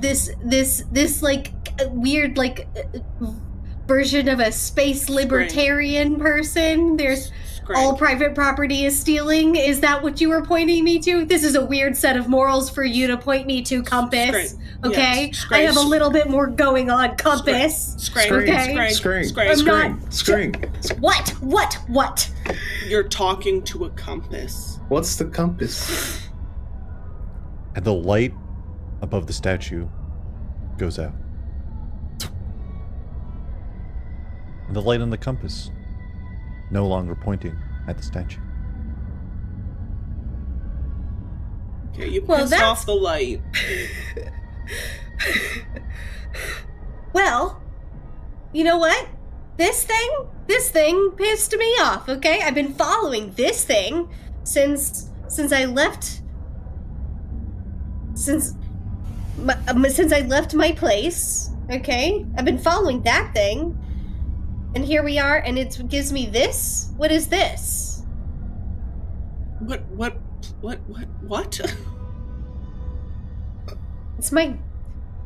It's my compass. I've had it since I was a littler rat. Alright. Oh, And that's been your purpose, is following this compass. No, that hasn't been my full purpose. I didn't okay? say full. Thank you very much. I'm a little more complex than that. And this is actually what I'm getting at, is that I have had a little bit more development than just trying to live for adventure, okay? I've got, I wasn't stuff. being judgmental. Okay. Sorry I freaked out. It's fine. you're good, Skrank. Yes? Yeah. Did you what's shut up? off the light, though?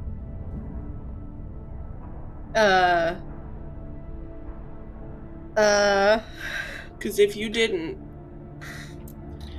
your angry compass yelling might have upset someone who does control the light. And Can I try to cast mending on it? The light is so far up. Like, stories and stories and stories. Probably 50 feet up. Oh. Okay.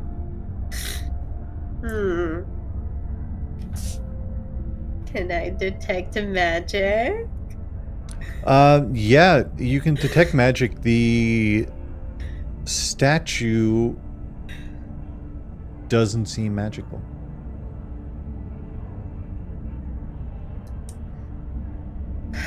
Whoops. So Should again, Should I not try to, to- not to like diminish what you're going through. What the fuck are you talking about adventure and stuff? This is just like an old kind of shitty statue, and you're screaming at a It's- compass. this statue is not. It's not just an old kind of shitty statue. It's a statue of a person who means a lot now to pirates. She's kind of like an idol. She used to be like, feared as like a goddess. Just sort of revered as this maybe like a saint of pirates, of people, of sapients who are trying to find their own place in the world and live by their own moral code. And maybe I came on a little harsh now that I'm saying it all out loud. Yeah, and now you've got beef with. And I've got beef maybe I've got a little bit of beef with my compass. I've kind of maybe idolized my compass a little bit too much. I thought maybe it was going to point me towards, I don't know, an old friend. I see. But it didn't. It pointed me towards this lady. Well, unless it's trying to tell you that through this lady you can find your friend. I think, well, what do I know? But signs are rarely quite so clear as turn left. Your destination will be dead center, And besides, your shouting did drop about, I'm gonna say like 8 pieces of cheese. And I think I saw 2 urchin children run away with at least 4 of them. So. Well, alright, that's fair. I mean, Rick is still full of fondue, so. Oh, yeah. Rick, I think, is going to need some very intensive cleaning. We're gonna have to put him through the industrial dishwasher back on the ship. He's not going in a dishwasher. What? No. He won't need it. Yeah, always. I'm gonna lick him clean. Okay. I didn't need to know that. He's a robot. He has feelings too. Isn't that right, Rick? He's gonna love it. I'm not here to yuck your yum. Thank you. Will yuck it if I have to. That's my dog. Okay, let's focus up again. All right. The light went on the statue after I yelled at it. Well, I feel like you yelled more at your compass, but that seems to be a little bit of a cosmic sign to me. I'm gonna take my compass out again. And I'm gonna step forward.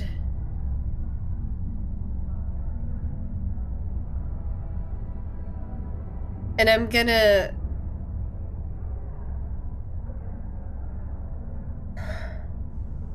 use my psychokinetic hand and make it really magical. And I'm gonna put the compass, I'm gonna use the hand to take the compass and lay it at the foot of the statue. And I'm gonna attempt telepathic message up to the top of the statue. Oh, interesting. You lean down to put the compass down there. You see various offerings down below. You see someone has whittled out this skull and crossbones kind of token. You see just a dagger laying at the feet, and there's just this small pistol that's it kind of looks like a junker that's been laid there. Just a variety of small offerings to the Pirate Queen, and you use your psychokinetic hand to lay the compass down. And what do you say up to the statue with your message? I'm gonna say thank you for guiding me this far.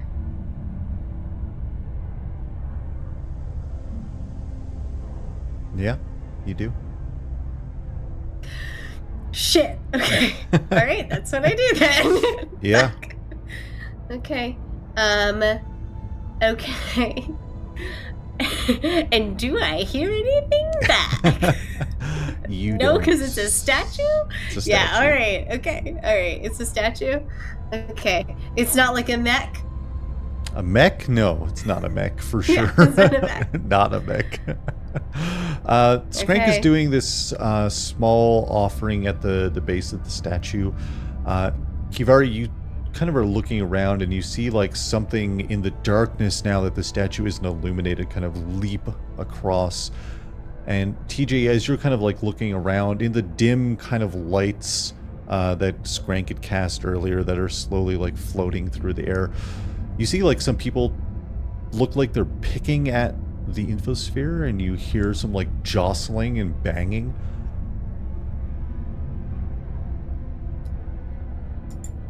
Key will elbow TJ. Be like, I don't know if that's our tail, but I think we better get ready for something. Yeah, I was going to say, it sounds like someone's at the infosphere, and... Do you think they're trying to cover their tracks? Maybe, possibly. I mean, you never know. I guess all we can do is be ready for... The infosphere is not that far away. It's like 20 or 30 feet. You like look around and you see like in the dim light a few figures are poking at this, the infosphere itself. Oh. From where we are, I go, hey! You hear like a... The fuck you doing? You hear a clatter. What are you doing, Keith? If both of you want to give me, let's say, a perception check, but it's going to be with a -2 just for the dim light, unless anyone has dark vision of some kind. Oh, I have, wait. Oh, gosh. I have dark vision, I believe. Let me check, because it sounds familiar to me. Evolutionists are so much traits and benefits. It's not in there. Give me a minute. Quick look at your stat. You do 60 feet dark vision senses. Oh yes, ocular advantage. There we are. So yeah, my eyes get that like cat shimmer. Yeah. What did you get, TJ? You said it's -2, right? Yeah. So that'll be 21 for TJ. 21. We're rolling really good tonight on perception. I don't get any sort of advantage or anything. I just see, You right? just see normal. Yes, that's all we roll is TJ's perception. Mm-hmm. Yeah. That is a 8 + 6 is 14. Whoa. Okay. Not great. Wait. Sorry. TJ was 21. Did you say? Yeah. Amazing. TJ, you see a goblin and a Sheeran and a human all like look towards the shouting, and they yell, "We've been caught! Cheese it!" And they make a break for it out of the square, and you hear a rattle of things fall off of the infosphere as they absolutely jet from the area, and that's where we're going to end this session of The Vast. I scared away some criminals. Okay, Law and Order, relax. I broke a statue.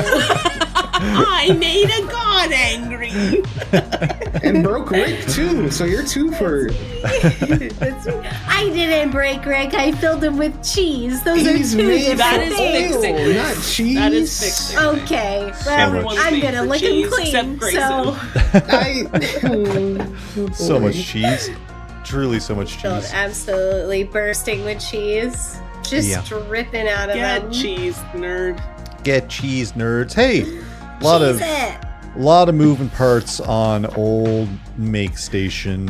A lot happening, folks. A lot of stuff going on. A lot of interesting little paths to take. Are we going to go see Madame Void? Are we going to go chase the people who ran from the infosphere? What was up with the person leaping across up above? Who was the Atlas Beetle? That's a big guy. What's Webb up to? What's Webb hiding? And what other mysteries remain at Makestation, I wonder? What are the Ember Crowns doing here? You know? What exactly are they looking for? A lot of stuff going on. What's up with the infosphere? Yeah. Friends, what a session. Thanks for playing. Holy shit. In the reverse order, if you want to tell people where they can find you and anything else you want, as I desperately... I'm on the wrong page on my iPad. Beth, if you want to say the stuff. It's me. I'm Beth. It's Beth. Find me on Instagram and Blue Sky at Camilla Kip, or whatever Blue Skies is. I'm new there. Mm-hmm. Or oftentimes, hanging out in Ben's channel on Twitch because that's my emotional support, Ben. And also I'm in Justin's walls. Yeah, true. Hell yeah. Katie. Hey, I, during this stream, realized that I was the only one of us that wasn't wearing glasses. So now I wear glasses. And that's my canon now. Hold on. And now I'm Zoe Deschanel. And that's who I am. You can find me on New Girl or Who's that rat? It's Skrank. It's great. Yeah, I don't know. My girlfriend got a blue sky, the one with the great tits. My girlfriend got a blue sky, and she was like, hey, I got a blue sky. And I was like, why would you do that? And I'm realizing now that everybody has one. Yeah. So yeah. I'm going to continue to not have one. You can also find me in Justin's walls. Okay. All right. That's wall where party. I live now. Wall party. It's all of us, including Ben. I don't live in anybody's walls. Your I own. live in my own. I guess so when you think about it. Anyway, I'm Ben. You can find me on twitch.tv/Ben Odinson. I'm over there every Tuesday, Wednesday, and now 2 times on Friday. Whoa. Playing some games with some really cool folks. Who are they? You can also find me on Charisma Saving Show. You know, because Beth somehow keeps forgetting Never to do it, remember but it. you know, it's fine. And That's your job, Ben. No, it's your job. Come the new year, it's on you. Alright. That's the last time CSS is ever getting mentioned. God, dude. But yeah, that's me. I had a great time. Yeah. Hell yeah. And look, I have a big frame too. It's me, It's Justin. Justin. Hello, balloons. I do nofame stuff. I do stuff here. The Space Squirrel, 827 squirrels unionized, baby.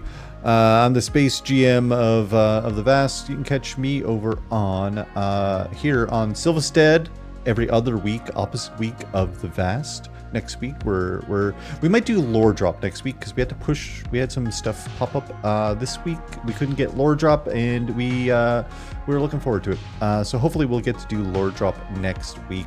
We're gonna do a raid, but before we do a little raid, hey, we have people that support our show, and it's incredible. And it's more than incredible; it's unbelievable. I would say. Dice Club is going to be on a pause, so if you are a part of Dice Club, I have messaged you or I've told you directly, or I've sent you emails. I've done all the things, but we're going to do a pause until Canada Post Strike is over. So we're going to cancel it. Literally, I'm going to cancel the subscriptions in December. So no one gets charged and all of that good stuff, because that even if people want it, we'll figure it out later. That's fine. So Dice Club is a little pause. November is still being mailed out. As soon as I can mail November, I will. It will get mailed out as soon as I possibly can. But if you support our channel through anything, through here on Twitch, through Ko-fi, through Patreon, pop over to our Discord where you can get the supporter channels. They're over there. Check them out. We've got all kinds of stuff in there. We got some gaming servers and stuff like that going. What do we have right now? I put up Enshrouded. I've been enjoying Enshrouded, so I put up an Enshrouded server. And some other stuff is on there too. Maps and all kinds of things. And Lore Drop. Lore Drop is supporter only show. And hopefully we'll do it next week. But thanks to the supporters who keep the lights on. We have, of course, Rooney Runes, hashtag Awooify Your Life, and Retson, It's Embarrassing I Have Nunchucks. If you want to get added to the list, pop over to the Discord supporter channels. We have the lists there. Wow. Listen, I'm so happy to be back with the Vast. I have bad news. We only have 2 sessions before the year is over. Oh, wild. But I think we're going to do a little chat at the end of the year. Yeah? A little space chat. A little fireside Space trap. Oh yeah, I'll make Spire side. I'll make a fire ambience. I'll put some cozy sounds in there. We'll make it cozy. That's Yeah. good. Yeah. Well, we're gonna talk about the campaign and stuff. Maybe if people have questions, they can ask some questions. That could be fun, but that's something we're gonna do later. We'll figure out when. But only 2 sessions of this year. What could happen in those 2 sessions? Something, I'm sure. I'm sure something will happen. Something.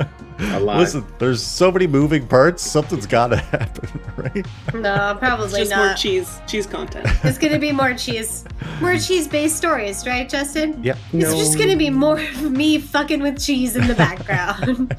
That's what you come here for. That's Cheese Well, content. Beth and That's the Ben content. drag us through a plot line.